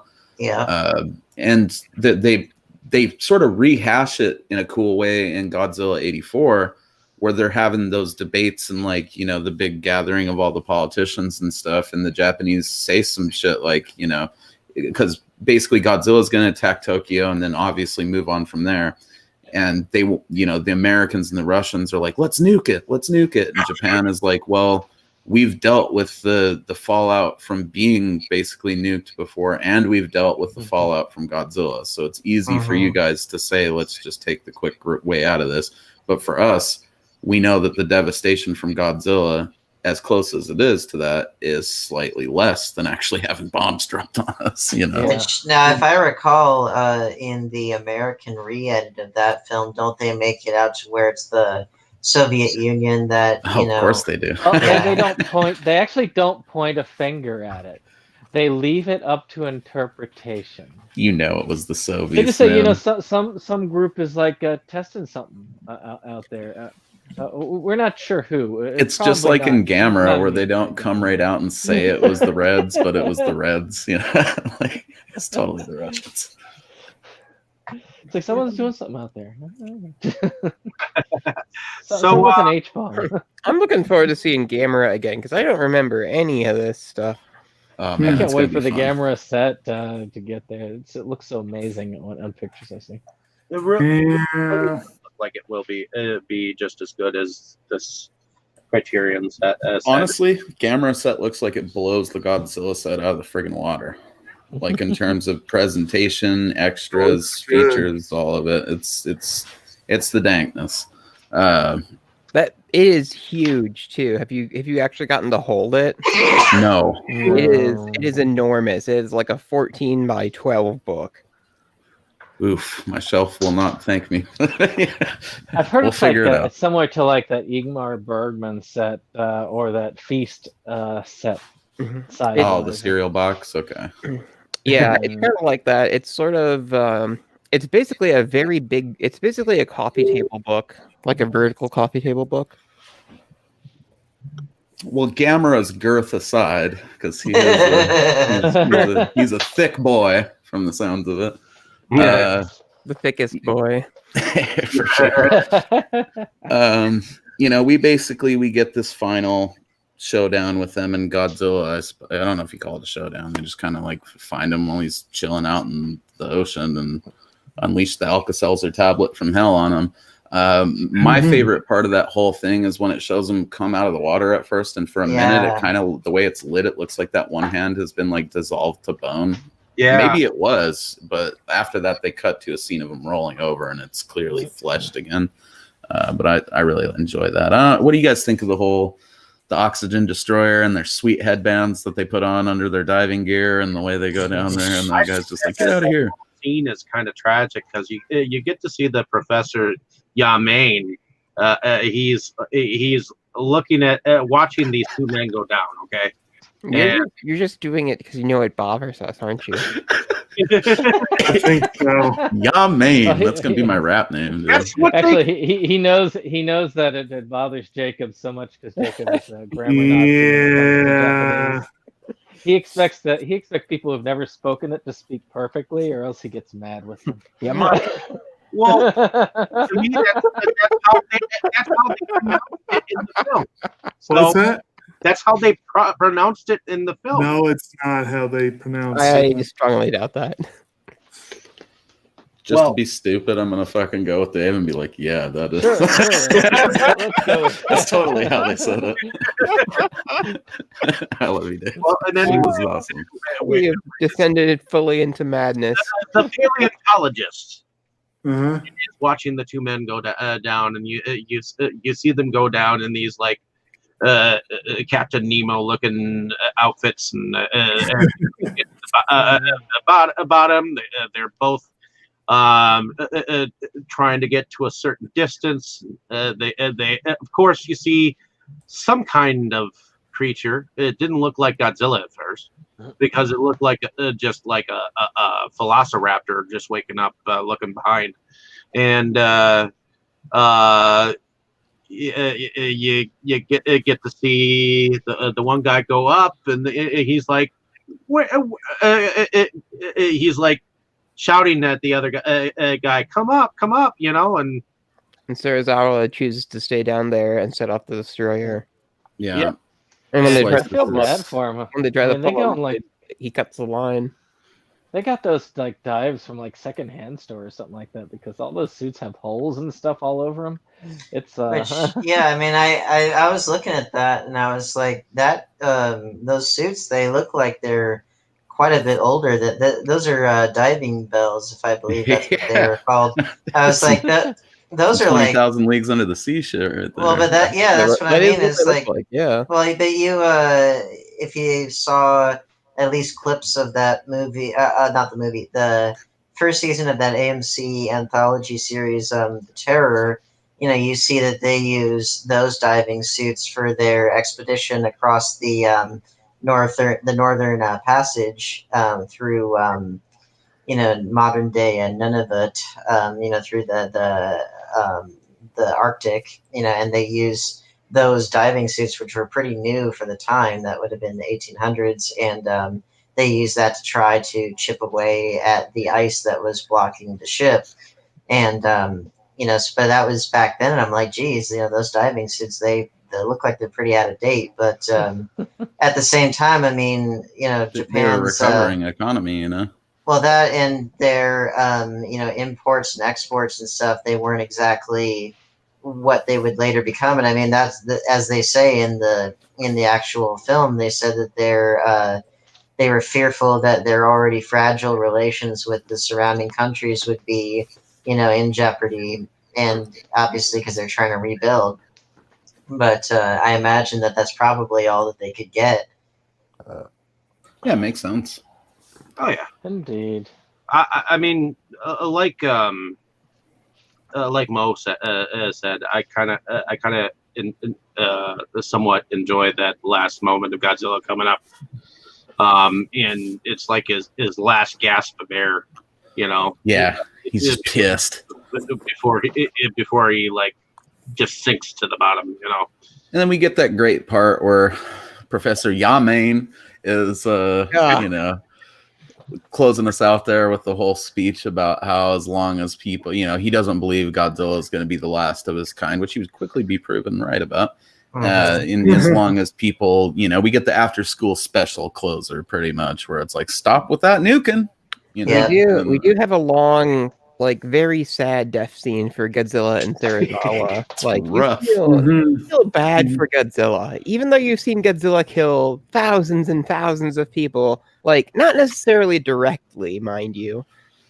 And it's, I don't know, something about with the music, and it really works. It makes you feel an emotional level. Not get that last segment of what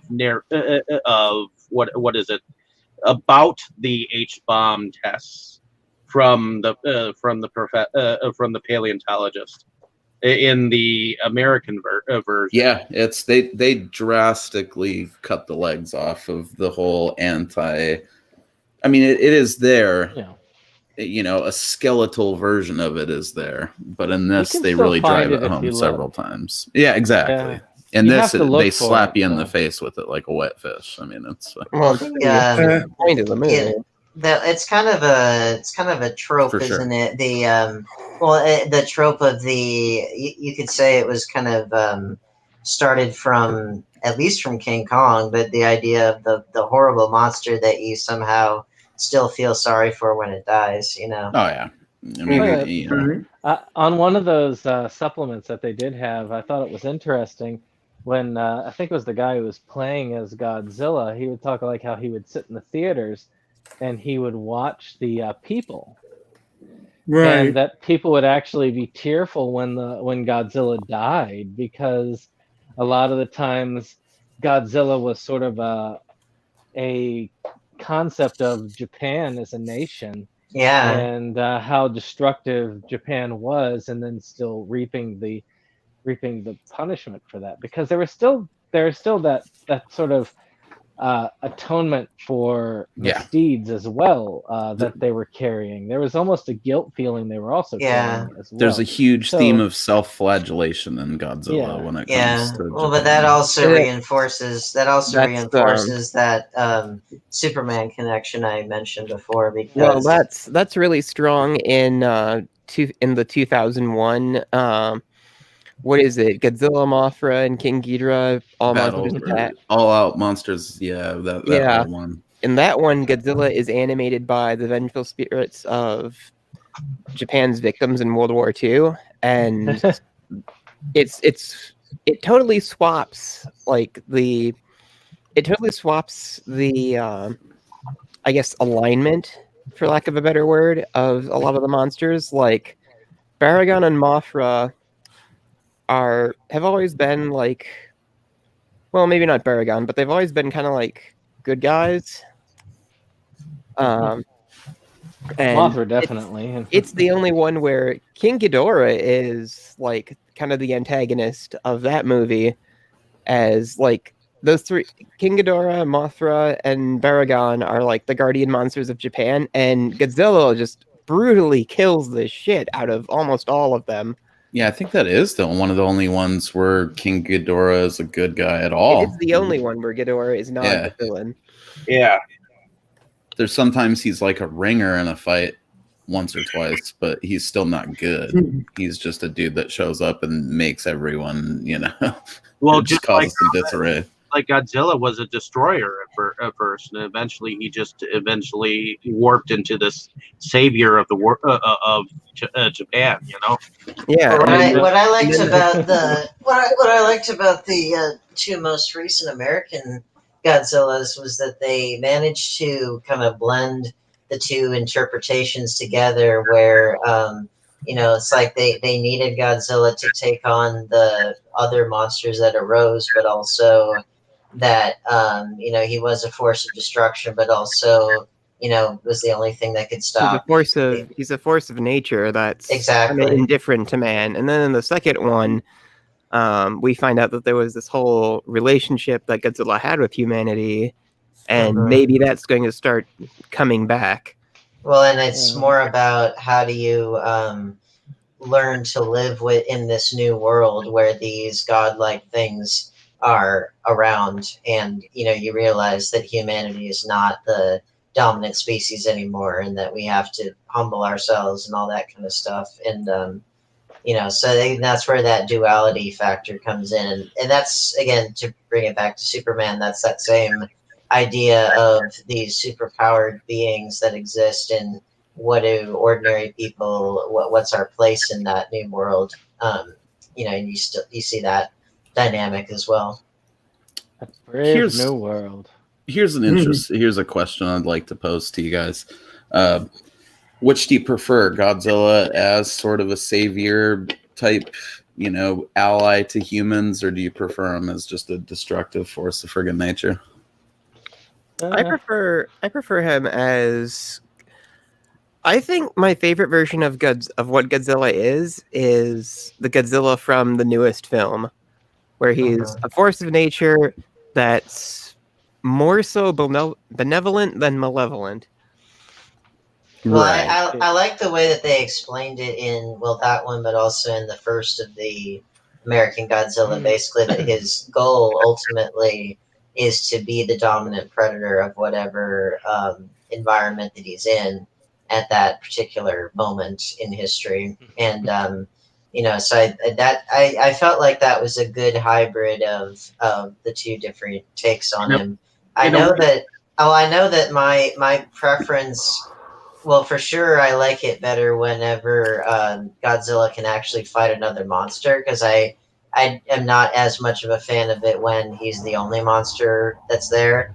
But again, it just depends on what the tone of the movie is, because if it's meant to be like a campy, fun time, then I immediately think of like Godzilla versus Megalon, where you've got Jet Jaguar, you got the Godzilla like flying kick where he's got the tail support. Oh, sir. Okay. See, there's so much of me that wants to punch Kabuki posing Godzilla right in the face. Well, but you know what I mean. It's anymore. like you know what I mean. It's like you see that, and it's like, when I was a kid, like that, to me, that's what Godzilla was. It was basically like Power Rangers, and Godzilla was most definitely a good guy, but I think as an adult, it's like, generally speaking, whenever you're dealing with these larger than life, godlike beings, whether it's Godzilla or whether it's like a Lovecraftian, entity, one of the old ones or the whatever, generally speaking, they tend to be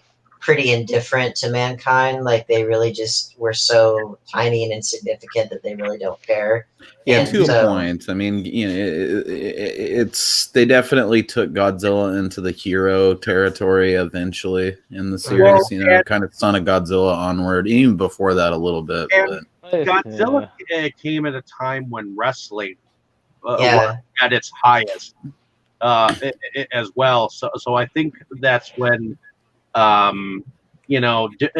different moves and whatnot. oh, he was power bombing ants, and I loved it, dude. Okay, but it's just those are the lesser Godzilla movies in my mind. Like, pretty much, Son of Godzilla onward is kind of where the Showa period sort of gets a little. I mean, there's still great stuff in there, but we get. I've only seen 5 of them so far, and we get some nasty combat, like versus Gigan. Like, you get spurting blood when Gigan like slashes it into Anguirus. Like, yeah, there's some great stuff in them still, for sure. I need to definitely get more into the Godzilla education. Like I say, I've only seen like 5, and one of them is, of course, this one. And then there's like 3 others from this period, and then the only other one outside of this period I've seen is the American Godzilla. So, yeah. Well, you are going to quite enjoy the Kaiju quarantine stuff that I'm lining up here, man. Because not only do I have reviews that are almost done for every single Heisei period Godzilla, but I got links for you to download them in HD too. I do have Return of Godzilla on order because it was on sale during the right stuff. So you're gonna love it, dude. You're gonna love it. To see that again. I guess it all comes down, I think, to, well, what tone do you want, and also how old are you? If you're a kid, then like as a kid, I was like, well, the kind of heroic Godzilla was what I always thought of. That's fair. I mean, but I think if you're talking about, Well, and also like the Gojira, the original film, and also Shin Godzilla. If you want to see like a really good socio-political allegory, then then that's where Godzilla being the only monster, that's where that can really work. Yeah. But then it just, again, it depends on what you're looking for, because I think they all do different things. Though, I do tend to like so that. good.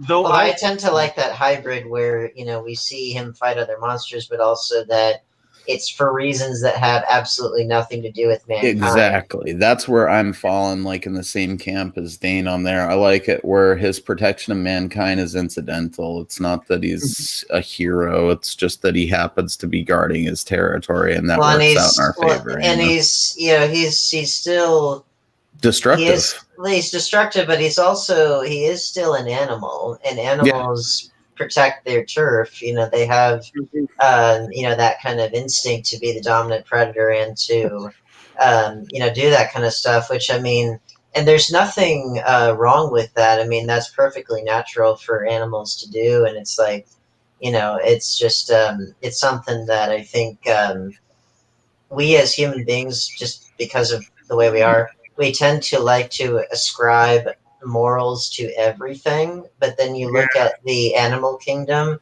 and they really don't think of it that way. Animals just do what they do, and it's more of our human perceptions of it that we ascribe it a meaning of good or bad. And that's a whole other discussion, as far as, like, I think a lot of morality is defined by our relations to each other in a society, whereas if you're just purely out in the wild, then you have to kill or be killed, basically. Yeah, sometimes you're gonna step on the Nippon beer building. It just happens. While let's move to the special effects and music section. I mean, special effects were spectacular for the time, and people look at these things, they look at the googly eyes and so on, but if you really are looking at the time period, some of that stuff is amazing. Model work, the fact that they had to craft that huge suit, figure out the logistics of having a person inside the suit moving, and get the models and the composite shots. I mean, the Tokyo burning shot, my goodness. For all intents and purposes, this film kind of was the birth of Japanese special effects. Yeah. Well, keep in mind that, one thing we haven't talked about, actually, we haven't talked about the difference between, just the opening title card of Godzilla King of the Monsters versus the really cool and ominous, like, against black, title sequence here, and which, again, it sets the drama really well and sets it up right away. And who should they credit first but the special effects and the set people and all that stuff before they even get to the stars? And it's like, there's good reason for that. It's because what they did was pretty revolutionary, and certainly, I mean, I imagine that Godzilla was kind of the Star Wars or the Superman 100% of its time, and it certainly pushed their visual effects farther than they ever thought possible. I forget exactly how it was worded, but there was something I was reading where it's like, Rashomon made like people aware of Japanese cinema, and Godzilla made Japanese cinema a viable product outside of Japan. Well, it's like much people the same. knew they could make money with it. Yeah, well, it's much the same way as to why, for Hong Kong and everything, why martial arts films translated, and to this day, why you see so many big blockbuster films and why you see so many things that are oriented around action. It's because we do so much more in the way of the foreign market than we ever did previously, and it's because those kinds of action-oriented genres tend to translate well, and comedies and dramas and stuff maybe not so well, because they're very cultural and everything. So I mean, it's working the other way when it didn't always work that way. Right. And sadly, it takes the bastardized ones like Godzilla King of the Monsters to get us to the point where we can actually sit there and enjoy a nice big Criterion Godzilla set to this day. Right. I mean, and see, honestly, the more we've talked about it, the more I just keep thinking about that point I made earlier, where it's like if they hadn't done it, it would have been friggin' nerds like us that liked it. Nobody else would have gotten. Well, I mean, it still like, is. It have been guys that like. Well, it is, but it's a lot larger. I mean, there's everybody deal knows American Godzilla movies now. Yeah. Whereas if it had just been Gojira back in the day, it'd have been a bunch of dorks like us that like Japanese movies talking about it, and that'd have been it. Yeah. I mean, I admit I have seen very few Godzilla movies, but even before I had seen a single Godzilla film, I knew what Godzilla was. Right. And everyone does. Again, I mean, it's a cultural phenomenon in its own way over here too. Everybody knows what Godzilla is. Like niche art house concept. It would have probably, I would not have known what Godzilla was until maybe I got into movies and like, hey, have you seen Gojira? Right. Like, no, exactly. dude, what's that about? Well, or even some of these sequels. I mean, you think about it. Well, dude, Godzilla made bank. Everybody thinks of that. It's look how many times Godzilla's unique in that most people haven't seen most of the Godzilla movies. They've seen one or two. But even in our country here in the States, it's synonymous with like going through and busting up buildings and things like. Somehow King Kong is not what people mainly associate with that. It's Godzilla. Well, and as much as we like to make fun of 1998 Godzilla or whatever, when I was a kid, I didn't watch it, but I knew about it and I saw the merchandising for it all over the place because that thing was, it was riding on the heels of Independence Day and Stargate.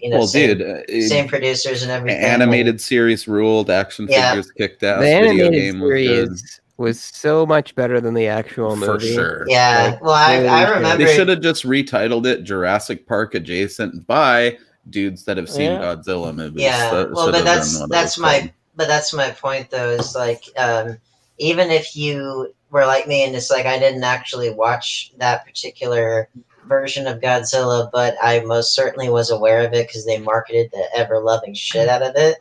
But it also did help make people at least aware of the classics, and like there was the what really got me into Godzilla, and again, James Rolfe showed off this book in his Looking at Books series of videos.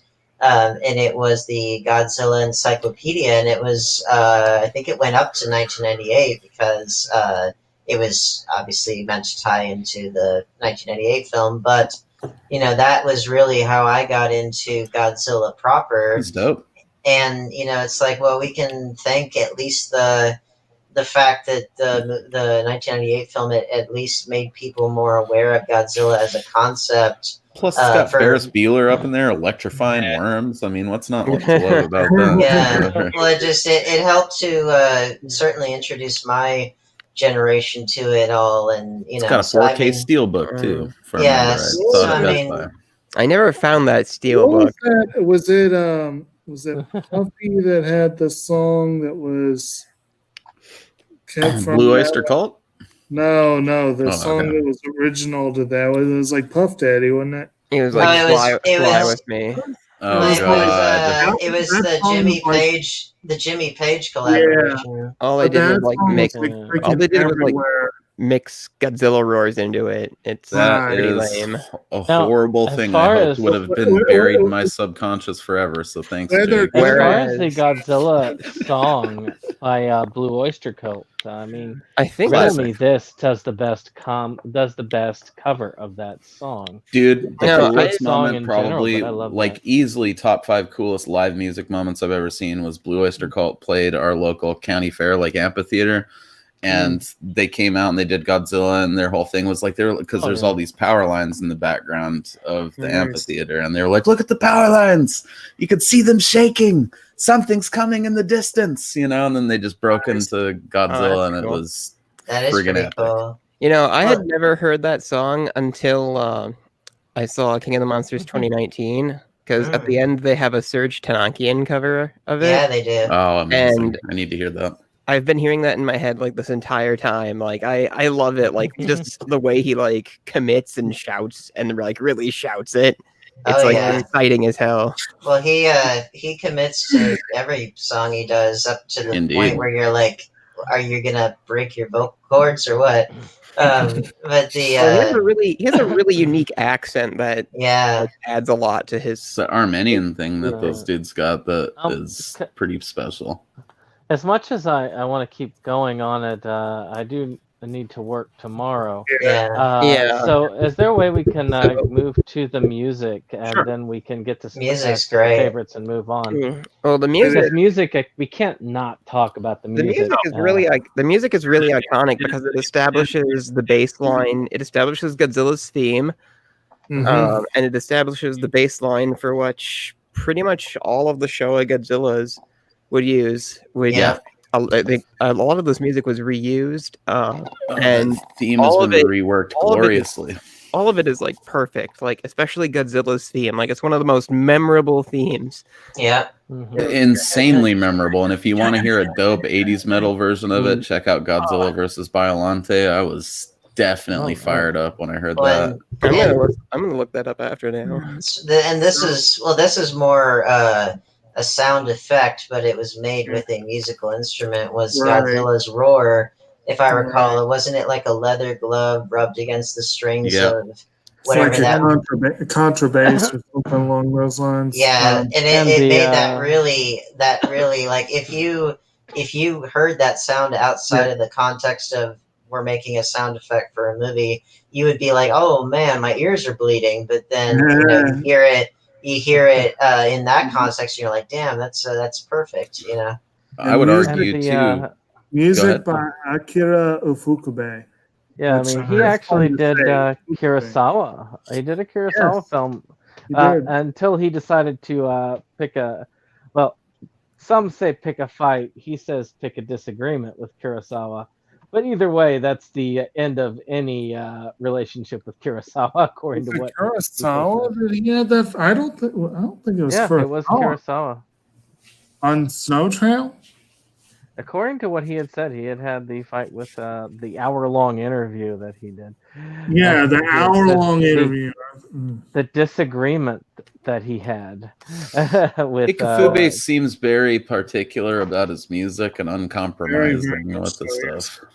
So he did get his way, which is something that people don't get with the man. I mean, again, not surprising. Are you sure Kurosawa? Because I could have sworn it was for Snow Trail. And that's a Shinkichi Taniguchi film. He did a couple of the Zataichi films, so that's kind of cool. Right. I mean, and it's just there's something so subtly large about, but also not subtle about that Godzilla theme that it's a hard thing to really pin down what makes it awesome. It's epic, but at the same time being kind of somber, but it's a very good piece of music. And it absolutely perfectly fits Godzilla. If somebody originally was like a forestry person, that's an amazing thing to go from working forestry services, getting injured in the war, and then moving on to this to be at that level with that type of reputation of being uncompromising for your art. That's amazing. Does not screw around. The guy knows what he wants to do with the score, and if you don't like it, well, tough tits, then get someone else to do it. I mean, the war definitely for everybody on either side, but it really did redefine what everyone was gonna do and how the course of their lives would go. And oh yeah, dude, my grandpa was a friggin' lumberjack before World War II, and then he became an English teacher afterwards. But both of my grandfathers, they served in the war. One of them was on a submarine, and the other one was flew a plane. And he actually had a near-death experience, if I recall. With Godzilla? I would.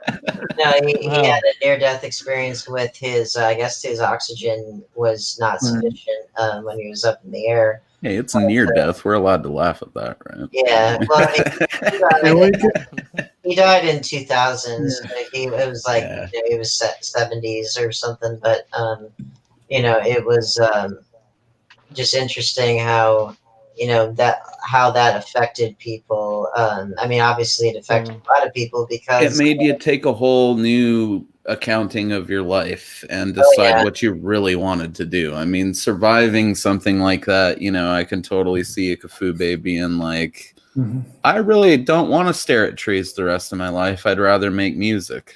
He said in the interview that he was no longer, his health wouldn't allow it. Like there you go, that too. Yeah. Well, I think that he had originally not wanted to do forestry, but was encouraged to do it by his family. Yeah, not uncommon in Japan. Well, and that's common in a lot of societies, and especially in Japan, though. Yeah, well, I've had to, I would say it's pretty strong here too. Yeah, well, I mean, I've been. But equally as strong as us disappointing our parents' expectations. In Japan, they have a tendency to follow through with them, at least for a bit. I've had to pursue filmmaking in addition to having a day job and trying to just survive and all that stuff. When I, as a kid, teenager / college student, it's like I wanted to just go straight into it, and it's like, well, anybody that I talk to, no matter where they are in their journey, they aren't there yet, and it's taken them a long time to get there if they ever do, and so that's just something I've had to accept, number one, but also number two, it's something that if there's anything that I hope all of us take out of or take from this coronavirus period in our history and similar periods in history, it's that, life is very short. You only get one bite at the apple, and, you got to do what makes you happy. Yeah. And I mean, something like World War II will do that to you too, man. I mean, like, get out there, do your thing, do what you want to do. Well, and even more than that, even beyond, living your dreams because life is short, it's more also understanding that life itself, the end of it can come at any time. And so therefore, if you think in those kinds of terms that, we're just as likely to have death come for us as our ancestors were, we just, in our society, we don't think that that's the case, even though it is. That's true. At any moment, you could be squished by a giant lizard while Blue Oyster Cult plays in the background. I wish, but I hope that's my fate. If you put yourself in that mindset, then I think that you'll have a much more realistic and more informed perspective about what's really important in life. Oh no! So there goes Tokyo. Go Godzilla! Keep in mind, the Japanese culture has been their work culture. Has been kind of I mean, we and the Japanese culture actually do have a lot of similarities. We're actually more similar in our work culture to them than we are to our forebears in Europe.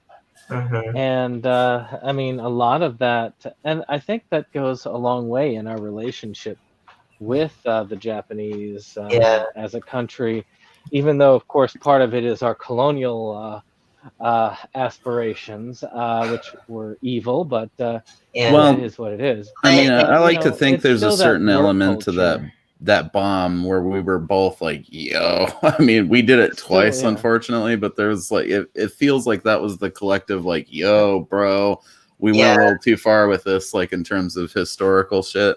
And I think we'll always have that bond with Japan over that. I do have that. It hasn't exactly been picnic for our side either, because we have to live with the fact that we were the perpetrators of it and several other different genocides, but we're talking about the work culture, though. That's that identity tied to work. The identity tied to work. The concept of you need to work yourself to death. Yeah, that Yeah, nose we to the share with that grindstone culture. sort of. That's where I was We both getting. share That's, that that's what I culture. was getting. That's what I was getting at. That in both cultures, they and we both kind of look at work as like work is your salvation, but we're coming at it from the what's known as the Protestant work ethic.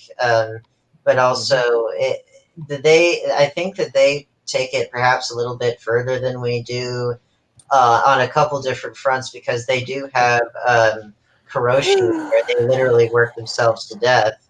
But then Sometimes they just play StarCraft till they die in a fucking yeah. an internet cafe too, though. So I mean, but Japanese don't do anything lightly. That's, well, but they that's don't. that's the other side of the coin is that you have working yourself to death literally, but then you also have the fact that they really value education and they actually put their money where their mouth is on that, whereas we pay a lot of lip service to education, but they Yeah. Speaking of education, maybe we should get educated on what everybody's favorite scene is. Correct. Yes, good Oh, idea. Let's move We forward. got on a tangent, but I do want to make one more note about the music, Mhm. and that is we do have to talk about that choral scene because that was a pretty phenomenal choral. Yeah, Ifukube, I think, directed over 100 people, all volunteers, and that was a pretty impressive. Oral. Yeah, that's my favorite scene. Yeah. that's great. My favorite scene's the one on the subway where they're talking about like all exhausted, talking about having to evacuate again. Like that still really hits home with me. Same thing with the hospital scenes. That stuff is that type of shit where it's like you're gonna have a lump in your throat, especially if it's the first time you watched it, and you're gonna be like, "Damn, it's got serious real quick." And I love how that's the setup so that you actually get some attachment to the characters. Yeah. Right. In terms of Godzilla or Gojira stuff, definitely the trains. It's hard not to love that train scene. It's iconic. Yeah. I mean, it's used in so much Godzilla imagery. That and the initial scene with him in the power lines, especially because of like shit like that Blue Oyster Cult memory that I shared there. That'll always have like special meaning in my heart for that. So yeah, those would be mine there. I'm gonna cut short my outros tonight. I actually gotta go, boys. I gotta get out of here, spend some time with the lady. But this was awesome. Titanic discussion worthy of a Titanic monster. So thank you guys for doing that. Matter of fact, that's got to be a movie right there. Godzilla versus the Titanic. Hell yeah. Be a short one. That being said, I'm also gonna throw my favorite scene and outro out so I can get out of here as well. Yeah. Take care, guys. I really did have a lot of fun with these tonight. Take care. Nice. Night. Night. My favorite scene is obvious the scene where Steve Martin gets it. No, just kidding.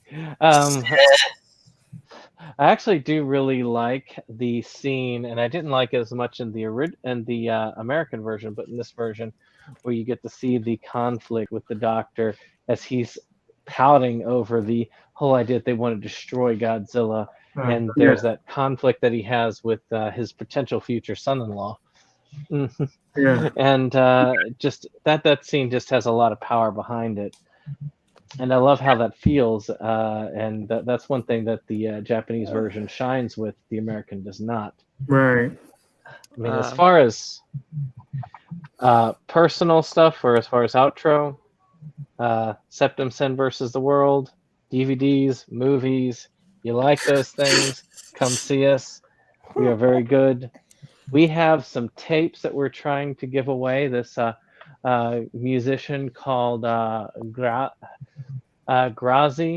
So if you guys are listening to this, come to our thing. Comment, I want Grazi, and that's spelled GRAHZZY, and we'll get in touch with you, and we will send you one of the 2 tapes that we have. You want your Grazi, you'll get it. Also, with that being said, I do help manage the votes that we have, and we're going to come up on we're coming up on September quicker than you might think. Come on, bad CGI sharks, let's rock. It's going to be like a free for all fall, which means that we can basically throw up almost any choice, and we have definitely got a variety for you. Exorcist Uh, 3. So, with that being said, I do want to put out my thanks to Animazing Collections, Movie Collectors, Moe's Tavern, and Talk Movies with us, as well as Next Movies, Cloverfield as the pre-show, Godzilla King of the Monsters 2019 main show. All Thank right. you all, and have a good night. Night. Yeah, I need Alright. to go pretty soon too because I'm dying here. Okay. So Yeah. my favorite scene, it's kind of difficult to decide because I like so much of this movie. Like so much of it is iconic and memorable. I think my favorite thing though is it's almost a still shot of Godzilla's silhouette like against the burning Tokyo skyline. Mm. And Yeah. like the flames are so high above the buildings, like Tokyo is 1,000,000% on fire, Mhm. and it's just such a striking image of like the roaring Godzilla like in front of the flames. Like you don't see any details on him, just his outline, Mhm. and that's such a striking image, and I really like it. Mhm. That said, I am the Crypt of Horrors. You can find me on my YouTube channel where I collect horror, well, anything horror. That's, you guessed it, the Crypt of Horrors. I'm also the Crypt of Horrors on Instagram, where I post less frequently or more frequently. It depends. I've been really lazy about it. So come subscribe to my channel and get me to do stuff. So All right. I am out for tonight. Later, guys. Good night. Let me And I say will. really fast. Oh, Like I said, the choral scene. Dave okay. Kyle, aka Dame Damarung on YouTube. I do a show called Blu-ray Views on a channel called Indie Horror Film Creative, and I did the last episode in my current location. I'm moving out this week, and hopefully you'll see more content in the future once I get all moved in, and preferably when I get either more unemployment benefits or even more preferably another job. But the show will go on regardless, and I'll continue to be on here and give you content that you love. Good night, everybody. All right. And for my part, I'm going to say a lot of the scenes with Serizawa and Yamane, they're conflicted opinions. I personally did not like seeing the oxygen destroyer used. I have conflicts about that myself, so I related to those two. So we'll go with that. The choral scene was pretty awesome too. And I am the co-host of Septum Sin vs. the World, movie collector, TV collector. Generally enjoy myself some good Criterion discussions. And my name is David Struggy. I am one of the founding fathers of Inside Movies Galore. Thank you for coming along with us on this journey through Kaiju Combat Month. And hopefully you enjoyed listening to our ramblings on the first two Godzilla films this week. And like Brandon said, we have two more films in store for you. But I also moonlight under a different channel. Check it out. It's Delusions of Grandeur, where I do video uploads of things that I collect that are videos. And I also do video reviews. So thank you for listening. Have a great day, evening, or morning, wherever you are. And stay away from the water. There might be something there. In any case. Good night, ladies and gentlemen. Yeah, All right.